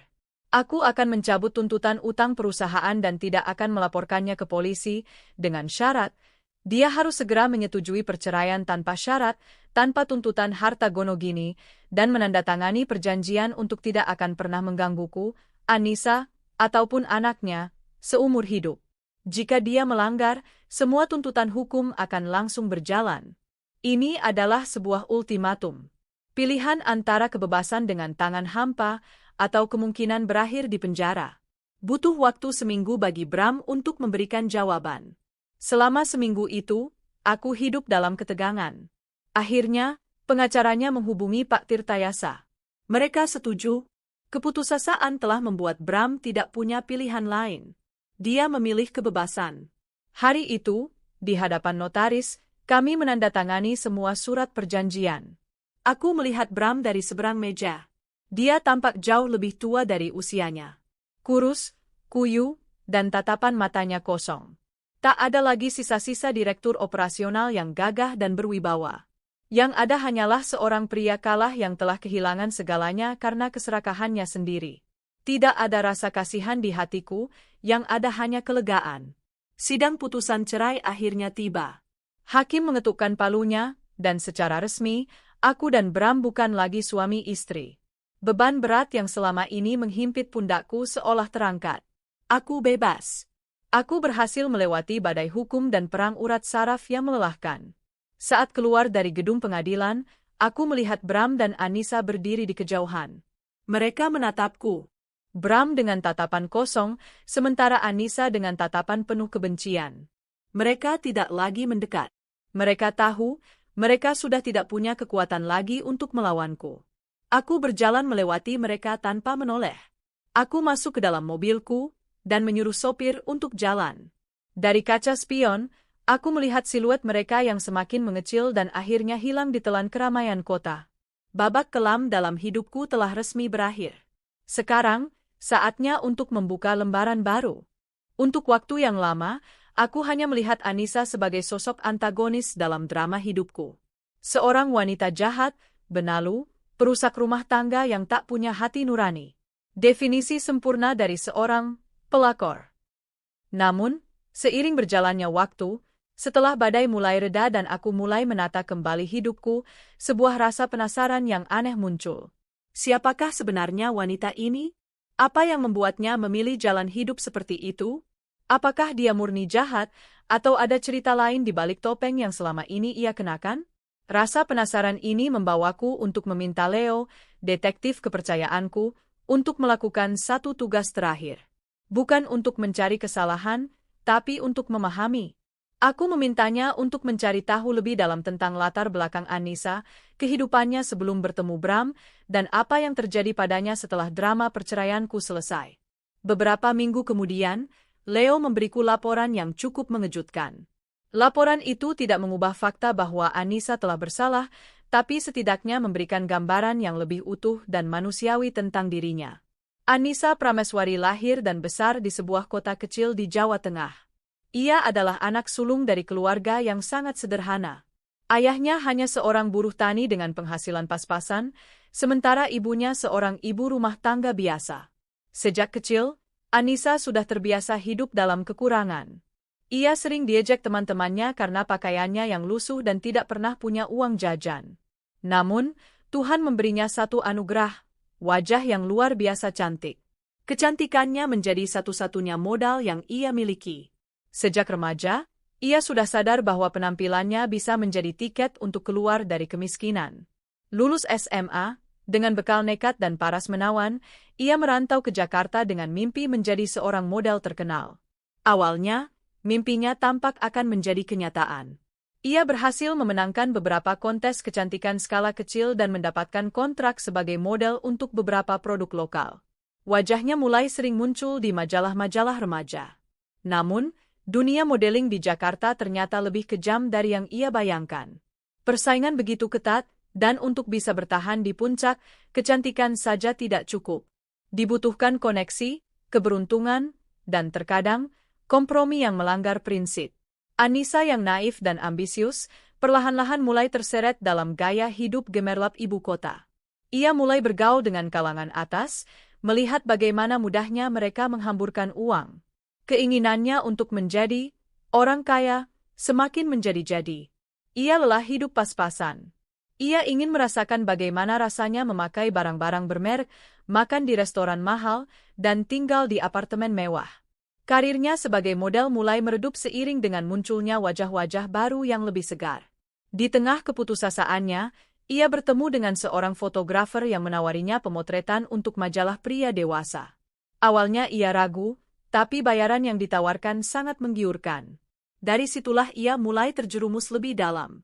Ia menjadi model majalah dewasa, sebuah sebutan halus untuk profesi yang seringkali bersinggungan dengan dunia esek-esek. Dari sana, ia mulai mengenal banyak pria hidung belang. Pria-pria kaya yang rela membayarnya mahal untuk sekadar menemaninya makan malam, atau lebih dari itu. Ia menjadi simpanan beberapa pengusaha dan pejabat. Hidupnya mulai berubah. Ia bisa membeli apapun yang ia mau. Ia bisa mengirimkan uang yang banyak untuk keluarganya di kampung, membuat mereka bangga tanpa tahu dari mana uang itu berasal. Tapi di balik kemewahan itu, hatinya kosong. Ia sadar, para pria itu hanya menginginkan tubuhnya, bukan dirinya. Mereka bisa datang dan pergi sesuka hati. Ia tidak punya kepastian, tidak punya harga diri.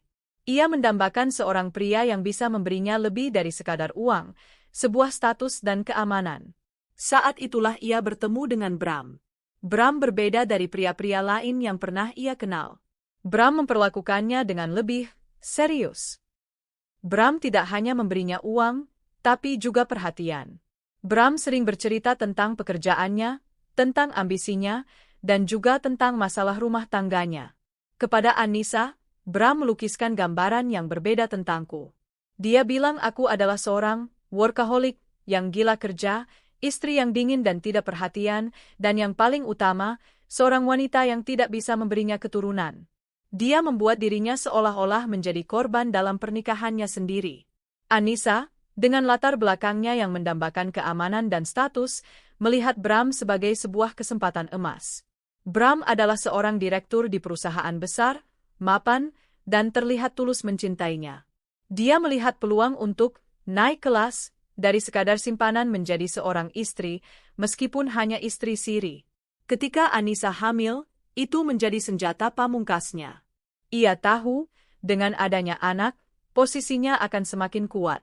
Ia berhasil mengikat Bram lebih erat. Bram yang memang sudah lama mendambakan seorang anak, merasa dunianya lengkap dengan kehadiran Daffa. Ia rela melakukan apapun untuk Anissa dan Daffa.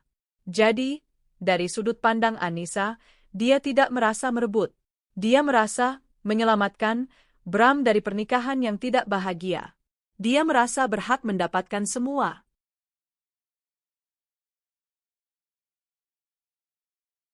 Kemewahan yang Bram berikan sebagai kompensasi atas cinta dan seorang anak yang telah ia berikan.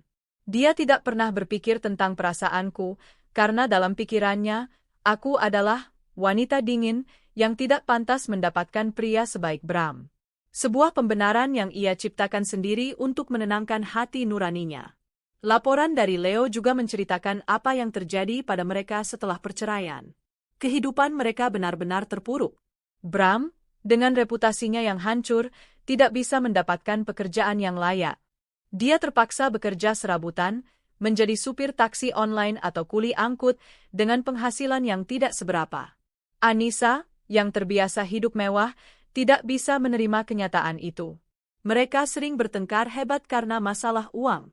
Cinta yang dulu mereka agung-agungkan, perlahan luntur terkikis oleh kerasnya kehidupan.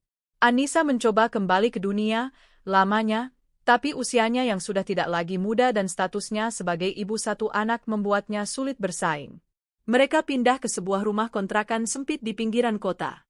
Anissa terpaksa menjual semua barang-barang mewahnya untuk bertahan hidup. Kemewahan yang dulu ia banggakan, kini tak bersisa. Ia harus belajar memasak sendiri, mencuci baju dengan tangan, dan mengurus Daffa dalam keterbatasan. Suatu hari, Leo bahkan berhasil mendapatkan rekaman video singkat yang diambil secara diam-diam. Video itu menunjukkan Anissa sedang berbelanja di pasar tradisional, menawar harga sayuran dengan sengit. Penampilannya jauh dari kesan glamor yang dulu. Wajahnya tampak lelah dan lebih tua.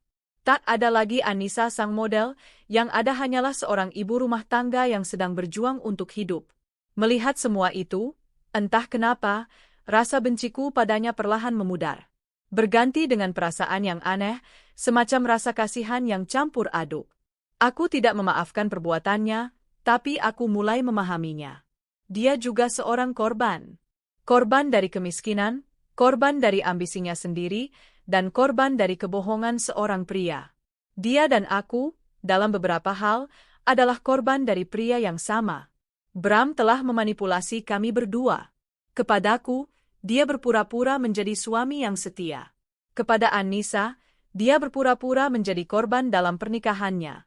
Dia menggunakan kelemahanku, keinginanku untuk punya anak, dan kelemahan Anissa, keinginannya untuk keluar dari kemiskinan, untuk kepentingannya sendiri. Pemahaman ini tidak membuatku ingin kembali berhubungan dengan mereka. Tidak sama sekali, tapi ini memberiku sebuah kedamaian. Aku tidak lagi melihatnya sebagai monster, tapi sebagai manusia biasa yang melakukan kesalahan besar. Kesalahan yang kini harus ia bayar dengan mahal. Aku sadar, balas dendam terbaik bukanlah dengan melihat mereka menderita. Balas dendam terbaik adalah dengan menjadi bahagia dan melanjutkan hidupku dengan lebih baik.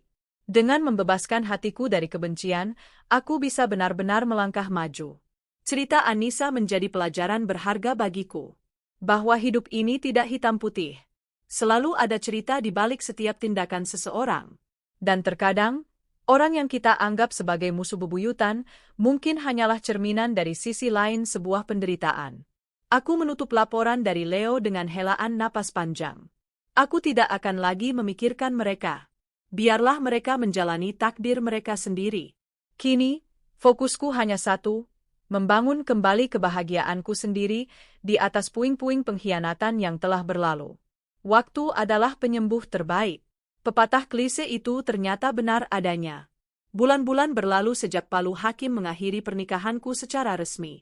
Debu-debu dari badai yang telah memorak-porandakan hidupku perlahan mulai mengendap.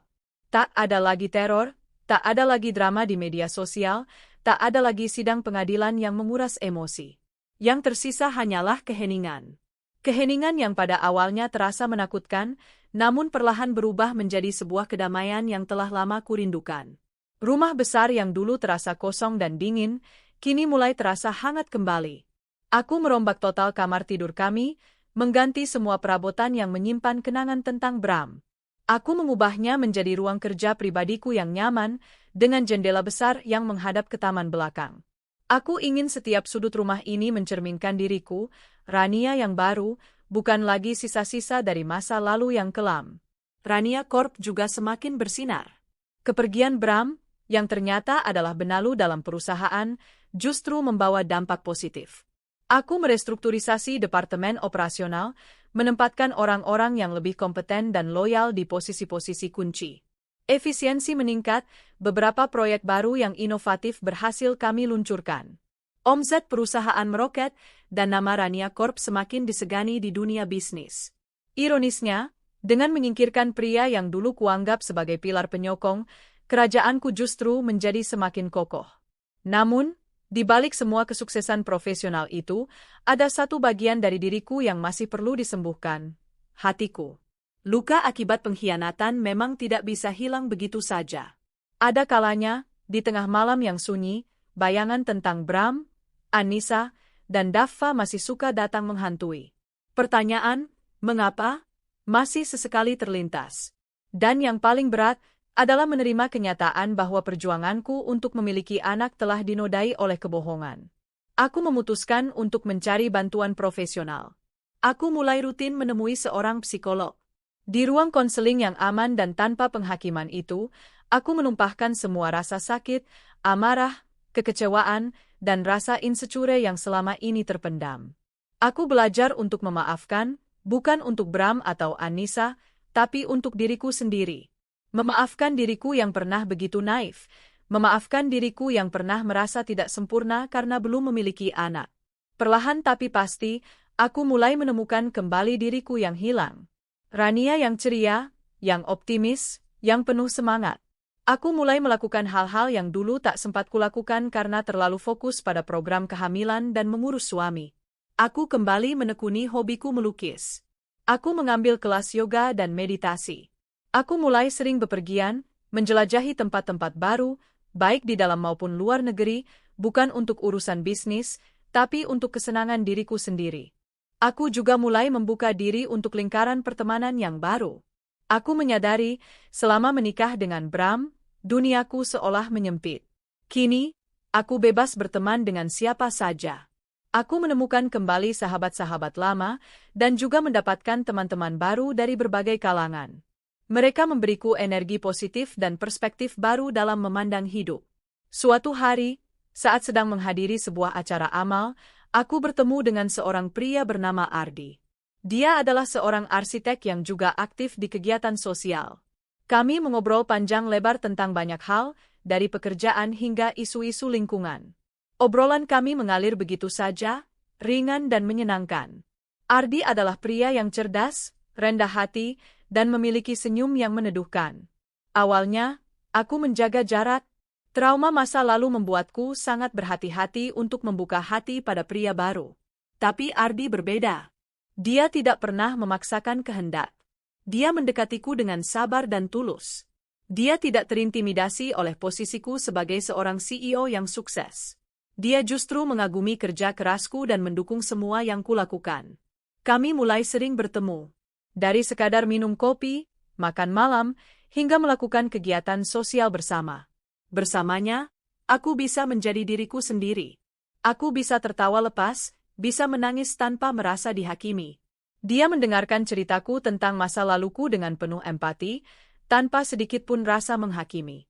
Semua orang pernah terluka, Rania, katanya suatu sore saat kami sedang duduk di tepi danau. Tapi luka itu tidak seharusnya mendefinisikan siapa kita. Yang terpenting adalah bagaimana kita bangkit dan menjadikannya pelajaran. Kata-katanya menyejukkan hatiku.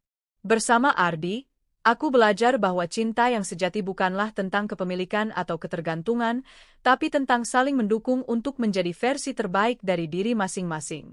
Lalu, bagaimana dengan keinginanku untuk memiliki anak? Pertanyaan itu masih ada di benakku.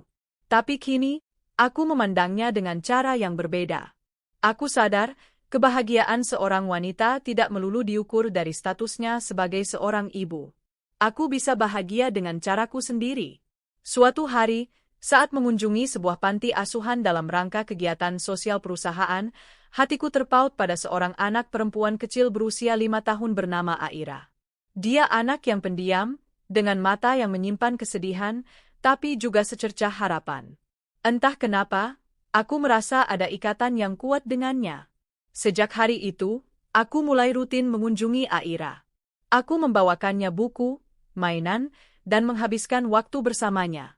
Aku mengajarinya membaca, menggambar, dan mendengarkan semua celotehnya. Perlahan, Aira mulai terbuka. Dia mulai tersenyum, tertawa, dan memelukku dengan erat setiap kali aku datang. Kehadiran Aira mengisi kekosongan di hatiku dengan cara yang tak pernah kubayangkan. Aku merasakan kebahagiaan yang meluap-luap saat melihatnya tertawa.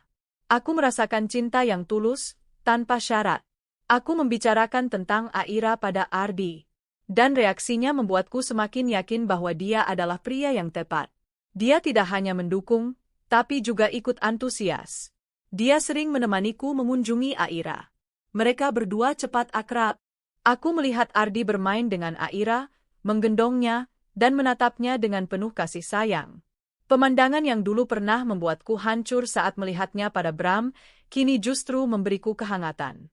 Setelah melalui proses yang panjang, aku akhirnya membuat keputusan besar.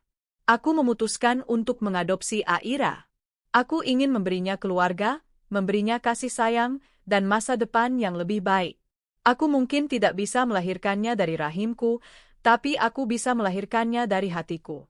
Hari di mana Aira resmi menjadi putriku adalah hari terindah dalam hidupku. Aku, Rania, kini bukan hanya seorang CEO, tapi juga seorang ibu. Aku menjemputnya dari panti, membawanya pulang ke rumah yang telah kusiapkan dengan penuh cinta. Kamarnya penuh dengan warna-warni ceria. Malam itu, saat menidurkan Aira, dia memelukku erat dan berbisik, "Aku sayang Bunda." Air mataku menetes. Kali ini, bukan air mata kesedihan, tapi air mata kebahagiaan. Aku mencium keningnya dan balas berbisik, "Bunda juga sayang Aira." Aku memandangi wajah polosnya yang tertidur pulas. Disinilah akhir dari pencarianku. Kebahagiaan yang kucari bukanlah dari seorang suami atau anak kandung. Kebahagiaan itu ternyata ada di dalam diriku sendiri, dalam kemampuanku untuk bangkit, untuk mencintai, dan untuk memberi. Pengkhianatan Bram adalah badai yang nyaris menenggelamkanku. Tapi aku berhasil selamat. Dan saat fajar tiba, aku menemukan diriku berdiri di pantai yang baru, dengan langit yang lebih cerah, dan masa depan yang jauh lebih indah dari yang pernah kubayangkan. Aku, Rania, bersama putriku Aira, dan Ardi di sisiku, siap untuk menulis babak baru yang penuh dengan cinta dan tawa. Fajar yang baru telah tiba. 5 tahun kemudian. Cahaya keemasan matahari sore menerobos masuk melalui jendela kaca yang besar, menyinari ruang keluarga yang hangat dan penuh tawa. Di atas karpet tebal berwarna krem, seorang gadis kecil berusia 10 tahun dengan rambut ikal yang diikat ekor kuda, sedang serius menggambar. Jari jemarinya yang mungil dengan lincah menorehkan krayon di atas kertas, menciptakan sebuah pemandangan pegunungan dengan matahari yang tersenyum. Itu Aira, putriku. Cahaya dalam hidupku. "Bunda, lihat. Bagus, kan?" serunya, mengangkat hasil karyanya dengan bangga. Aku tersenyum, meletakkan buku yang sedang kubaca di pangkuanku. "Bagus sekali, sayang." Mataharinya tersenyum ceria, sama seperti Aira. Aku menghampirinya, duduk di sebelahnya di lantai dan mengagumi gambarnya. 5 tahun telah berlalu sejak Aira resmi menjadi bagian dari hidupku. 5 tahun yang telah mengubah segalanya. Dia tumbuh menjadi anak yang cerdas, percaya diri, dan penuh empati. Tak ada lagi jejak kesedihan di matanya yang dulu sering kulihat di panti asuhan. Kini, mata itu selalu berbinar, memancarkan kebahagiaan murni seorang anak yang merasa dicintai. Mengadopsinya adalah keputusan terbaik yang pernah kubuat. Dia tidak tumbuh dari rahimku, tapi dia mekar sempurna di dalam hatiku. Pintu depan terbuka, dan suara langkah kaki yang kukenal mendekat. "Assalamualaikum." "Ayah pulang?" Aira langsung melompat berdiri dan berlari menyambut pria yang baru saja masuk. "Ayah." Ardi, suamiku, langsung berjongkok dan merentangkan tangannya, menangkap Aira dalam pelukan hangat. Dia mencium puncak kepala Aira sebelum menatapku dengan senyum yang selalu berhasil menenangkan jiwaku. "Hai, sayang. Hari yang berat?" "Tidak juga," jawabku sambil bangkit dan menghampirinya. "Jauh lebih baik sekarang karena kalian berdua ada di sini." Ardi memberiku ciuman singkat di kening. Kami menikah 3 tahun yang lalu dalam sebuah upacara sederhana yang dihadiri keluarga dan sahabat terdekat. Hubungan kami adalah antitesis dari pernikahanku yang pertama. Dibangun di atas fondasi kepercayaan, komunikasi yang terbuka, dan rasa saling menghargai. Ardi tidak pernah melihatku sebagai seorang CEO Rania Corp yang perkasa, tapi sebagai Rania, wanita yang ia cintai. Dia adalah partnerku dalam segala hal, dari mendiskusikan strategi bisnis hingga memutuskan menu makan malam. Dia adalah ayah yang luar biasa untuk Aira, memberikan figur seorang bapak yang stabil dan penuh kasih. Bersama mereka, aku akhirnya memahami arti sebuah rumah. Lihat, ayah. Aira gambar pemandangan buat tugas sekolah, kata Aira sambil menarik tangan Ardi untuk melihat karyanya. Wow, ini luar biasa, puji Ardi tulus. Nanti kita pajang di kamar Aira, ya. Melihat interaksi mereka, hatiku menghangat. Inilah keluarga yang selalu kuimpikan. Bukan keluarga yang terikat oleh darah, tapi keluarga yang dijalin oleh benang-benang cinta, pilihan, dan komitmen. Kehidupan telah memberiku pelajaran yang sangat berharga. Terkadang, apa yang paling kita inginkan bukanlah apa yang sebenarnya kita butuhkan. Aku pernah begitu terobsesi untuk memiliki anak kandung, menangisi takdir yang terasa begitu kejam. Tapi kini aku sadar, jalan takdir yang berliku itu justru membawaku pada kebahagiaan yang lebih besar, membawaku kepada Aira. Kehidupanku kini jauh lebih seimbang.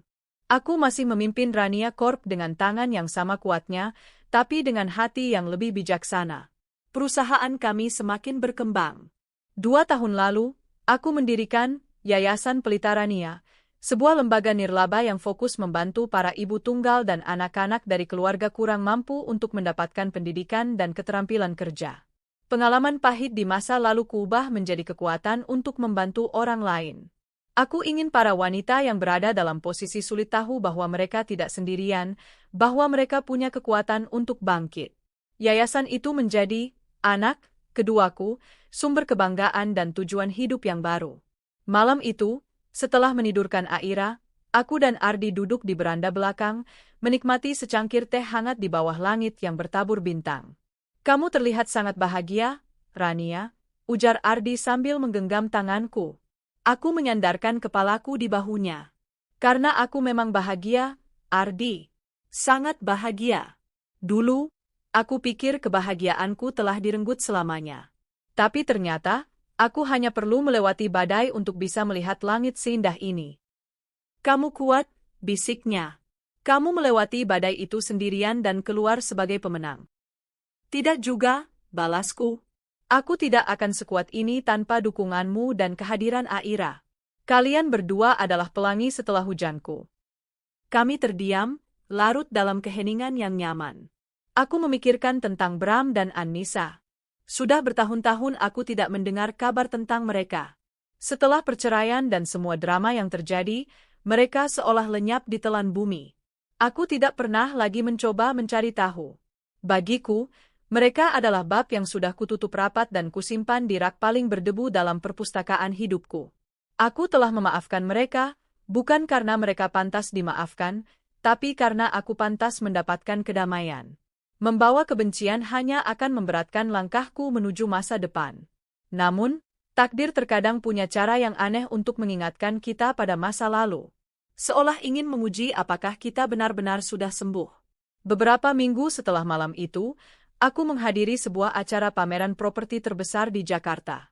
Rania Corp baru saja melebarkan sayap ke bisnis properti, dan aku diundang sebagai salah satu pembicara utama. Acara itu digelar di sebuah ballroom hotel bintang 5 yang megah, dihadiri oleh ratusan pengusaha dan investor ternama. Aku baru saja selesai menyampaikan presentasiku dan sedang berbincang dengan beberapa kolega ketika mataku tak sengaja menangkap sosok yang familiar di sudut ruangan. Sosok itu mengenakan seragam staff event organizer, sedang sibuk mengatur meja display. Dia tampak lebih kurus, rambutnya mulai banyak ditumbuhi uban, dan garis-garis kelelahan terukir jelas di wajahnya. Punggungnya sedikit membungkuk, tak ada lagi sisa dari postur tegap seorang direktur yang dulu selalu ia pamerkan. Dia adalah Bramantio. Jantungku berdebar sesaat. Bukan karena cinta yang tersisa, tapi karena keterkejutan. Dunia terasa begitu sempit. Setelah 5 tahun, kami bertemu lagi dalam keadaan yang begitu kontras. Aku di atas panggung sebagai pembicara terhormat, sementara dia di bawah, bekerja sebagai staf rendahan. Aku mencoba mengalihkan pandangan, berharap dia tidak melihatku. Aku tidak ingin ada interaksi apapun. Tapi sepertinya keberuntungan tidak berpihak padaku. Saat aku hendak berjalan menuju pintu keluar, salah seorang panitia yang merupakan staf Bram memanggilnya. Bram, Tolong bantu antarkan berkas ini ke meja registrasi. Namanya yang disebut dengan lantang membuat beberapa orang menoleh, termasuk aku. Dan saat itulah, mata kami bertemu. ekspresi wajahnya berubah drastis. Dari ekspresi lelah seorang pekerja, menjadi ekspresi kaget, malu, dan entah apa lagi. Dia terpaku di tempatnya, menatapku seolah melihat hantu. Aku hanya mengangguk singkat, sebuah isyarat sopan santun, lalu segera berbalik untuk pergi. Aku tidak ingin memberinya kesempatan untuk mendekat, tapi dia lebih cepat. Rani, tunggu. Aku berhenti, tapi tidak berbalik. Aku menarik napas dalam-dalam, menguatkan diriku. Ada apa? Tanyaku dingin, masih memunggunginya. Aku hanya ingin menyapa, katanya terbata-bata. Aku akhirnya berbalik, menatapnya dengan tatapan yang tenang dan datar. Sudah? Dia tampak salah tingkah. Kamu apa kabar? Seperti yang kamu lihat, saya baik-baik saja, jawabku singkat. Permisi, saya harus pergi. Tunggu sebentar saja, Rania. Aku mohon, pintanya, suaranya terdengar memelas. Aku hanya ingin minta maaf. Sungguh-sungguh minta maaf atas semua yang pernah kulakukan padamu. Aku tahu maafku tidak akan mengubah apapun, tapi aku harus mengatakannya. Aku sangat menyesal. Aku menatap matanya. Tak ada lagi kebohongan atau manipulasi yang dulu sering kulihat. Yang ada hanyalah keputusasaan dan penyesalan yang tulus dari seorang pria yang telah dihancurkan oleh kesalahannya sendiri. Penyesalanmu tidak ada gunanya untukku, Bram, kataku, suaraku melunak, tapi tetap tegas. Simpan itu untuk dirimu sendiri. Hiduplah dengan baik. Itu saja. Hidupku hancur, Rania, lirihnya. Setelah kita bercerai, semuanya menjadi sangat berat. Tidak ada yang mau mempekerjakanku. Aku harus bekerja serabutan untuk bertahan hidup. Aku hanya diam mendengarkan. Aku tidak merasa kasihan, juga tidak merasa puas. Aku hanya merasa hampa. Ini adalah konsekuensi dari pilihannya. Anissa, tanyaku singkat, lebih karena penasaran yang tiba-tiba muncul. Bram menghela napas panjang. Dia meninggalkanku 3 tahun yang lalu. Dia tidak tahan hidup susah. Dia pergi, membawa Daffa bersamanya.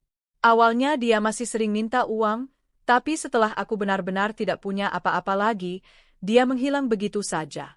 Aku bahkan tidak tahu di mana mereka sekarang. Jadi begitu, kapal mereka yang dibangun di atas pondasi materi, akhirnya karam juga saat diterpa badai kemiskinan. Sebuah akhir yang bisa ditebak. Aku turut prihatin, ucapku, sebuah basa-basi formalitas. Semoga kamu bisa menemukan putramu lagi. Terima kasih, Rania, katanya. Matanya berkaca-kaca. Melihatmu sekarang, kamu terlihat sangat bahagia. Kamu pantas mendapatkannya. Ya, saya bahagia, jawabku, dan untuk pertama kalinya dalam percakapan itu, aku tersenyum. Senyum yang tulus. Saya menemukan kebahagiaan saya sendiri. Saya harap, suatu hari nanti, kamu juga bisa menemukannya, dengan caramu sendiri. Selamat tinggal, Bram. Tanpa menunggu jawabannya lagi, aku berbalik dan berjalan pergi dengan langkah tegap. Aku tidak menoleh ke belakang lagi. Pertemuan itu, yang awalnya kukira akan mengusik ketenanganku, justru memberiku sebuah penegasan. Penegasan bahwa aku telah benar-benar sembuh. Aku bisa melihat masa laluku tanpa merasakan sakit lagi. Aku bisa berbicara dengan orang yang pernah menghancurkanku tanpa merasakan benci lagi. Aku telah menang. Bukan menang melawannya, tapi menang melawan diriku sendiri, melawan dendam dan kepahitan. Di lobi hotel, Ardi sudah menungguku. Dia melihat raut wajahku yang sedikit berbeda. Ada apa, sayang? Tanyanya cemas. Aku menggandeng tangannya. Aku baru saja bertemu hantu dari masa lalu. Tapi tidak apa-apa. Hantu itu sudah tidak punya kekuatan lagi untuk menakutiku. Aku menceritakan pertemuanku dengan Bram. Ardi mendengarkan dengan seksama, lalu memelukku erat. Aku bangga padamu. Kamu menghadapinya dengan begitu anggun. Karena aku punya kamu dan Aira sekarang, bisikku. Masa depanku jauh lebih cerah daripada masa laluku yang kelam. Rasa penasaran tentang nasib Anissa dan Daffa yang sempat muncul, membawaku melakukan pencarian singkat di internet malam itu. Tidak butuh waktu lama untuk menemukannya. Seperti yang dikatakan Bram, Anissa memang telah menghilang dari kehidupannya, tapi tidak dari dunia maya. Dia telah mencoba membangun kembali karirnya, bukan sebagai model, tapi sebagai seorang selebgram atau influencer. Akun Instagramnya penuh dengan foto-foto dirinya dan Daffa, yang kini berusia sekitar 6 tahun. Foto-foto itu dikurasi dengan sangat apik, menampilkan citra seorang ibu tunggal yang tegar dan glamor. Captionnya selalu berisi kata-kata motivasi tentang kekuatan wanita dan perjuangan seorang single mom. Dia sering mendapatkan endorse dari produk-produk kecantikan atau fashion kelas menengah. Namun, jika dilihat lebih teliti, ada sesuatu yang terasa palsu. Senyumnya di foto terasa dipaksakan. Kemewahan yang ia tampilkan terasa tanggung, seperti barang-barang KW atau sewaan. Komentar-komentar di postingannya pun banyak yang sinis, dari orang-orang yang sepertinya tahu masa lalunya. Aku menemukan sebuah blog gosip lama yang pernah membahasnya. Di sana, diceritakan bahwa Anissa kini tinggal bersama seorang pria asing parubaya. Dia tidak menikah, statusnya masih sama seperti dulu, simpanan. Dia meninggalkan Bram yang miskin, hanya untuk berpindah ke pabrik gula yang lain. Dia tidak pernah benar-benar belajar. Dia masih mengejar kebahagiaan dari hal-hal yang dangkal, uang, kemewahan, dan validasi dari jumlah likes di media sosialnya. Dia masih menjadi parasit, hanya saja kini ia hinggap di inang yang baru. Dan Daffa, melihat foto-foto anak itu membuat hatiku sedikit nyeri. Dia seringkali dijadikan properti dalam konten ibunya. Dipakaikan baju-baju bermerek, yang mungkin hanya untuk keperluan foto, dan dipaksa tersenyum ke kamera. Matanya tidak seberbinar mata Aira. Ada kekosongan di sana. Dia adalah korban yang sesungguhnya dalam semua kekacauan ini, terperangkap dalam ambisi ibunya yang tak berkesudahan. Aku segera menutup laptopku. Sudah cukup. Aku tidak perlu tahu lebih banyak lagi. Melihat nasib mereka tidak memberiku kepuasan. Justru sebaliknya, ada sedikit rasa sedih. Sedih melihat bagaimana pilihan-pilihan yang salah bisa membawa manusia ke jalan yang begitu menyedihkan. Bram kehilangan segalanya dan kini hidup dalam penyesalan. Anissa terjebak dalam lingkaran setan yang ia ciptakan sendiri, mengejar fatamorgana kebahagiaan. Aku bersyukur. Sangat bersyukur atas jalan hidup yang telah Tuhan berikan padaku. Badai yang dulu kuhadapi, ternyata adalah sebuah proses pemurnian. Ia membersihkan hidupku dari orang-orang yang tidak pantas, dan memberiku ruang untuk menerima berkah yang jauh lebih indah. Musim berganti. Waktu terus berjalan, membawa kami pada hari-hari yang lebih cerah. Sore itu, kami merayakan ulang tahun Aira yang ke-11 di halaman belakang rumah. Sebuah pesta kecil yang hangat, hanya dihadiri oleh keluarga dan teman-teman terdekat Aira. Balon-balon berwarna-warni menghiasi taman, dan aroma kue ulang tahun yang baru dipanggang menguar di udara. Aira, dengan gaun birunya, tertawa riang saat teman-temannya menyanyikan lagu, "Selamat Ulang Tahun." Di sampingnya, Ardi berdiri sambil memegang kamera, mengabadikan setiap momen berharga itu. Aku berdiri sedikit di kejauhan, memandangi pemandangan di hadapanku dengan hati yang meluap oleh rasa syukur. Saat tiba waktunya meniup lilin, Aira memejamkan mata sejenak untuk membuat permohonan. Setelah meniup lilin di tengah sorak-sorai teman-temannya, dia berlari ke arahku dan memelukku erat. "Bunda tahu apa doa Aira tadi?" bisiknya di telingaku. "Apa, sayang?" Aira berdoa, "Semoga kita bisa selamanya bersama seperti ini. Aira, Bunda, dan Ayah.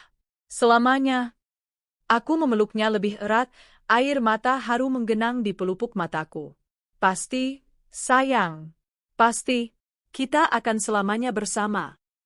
Aku menatap Ardi, dan dia balas menatapku dengan tatapan penuh cinta.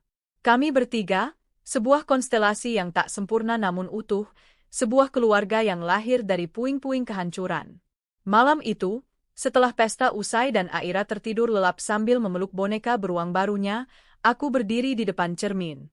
Aku menatap pantulan diriku. Wanita yang ada di cermin itu berbeda dengan Rania 5 tahun yang lalu. Garis-garis halus mulai muncul di sudut mataku, tapi mata itu kini memancarkan kedamaian, bukan lagi kesedihan. Aku akhirnya mengerti. Pengkhianatan Bram bukanlah akhir dari duniaku. Kegagalanku untuk hamil bukanlah sebuah kutukan. Semua itu adalah bagian dari sebuah perjalanan. Perjalanan yang menyakitkan, tapi perlu, untuk membawaku ke titik ini. Titik di mana aku akhirnya menemukan arti kebahagiaan yang sesungguhnya.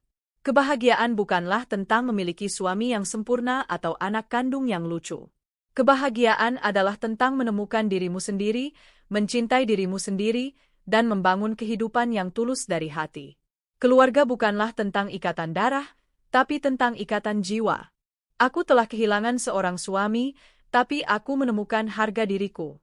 Aku gagal melahirkan seorang anak, tapi takdir mempertemukanku dengan putriku.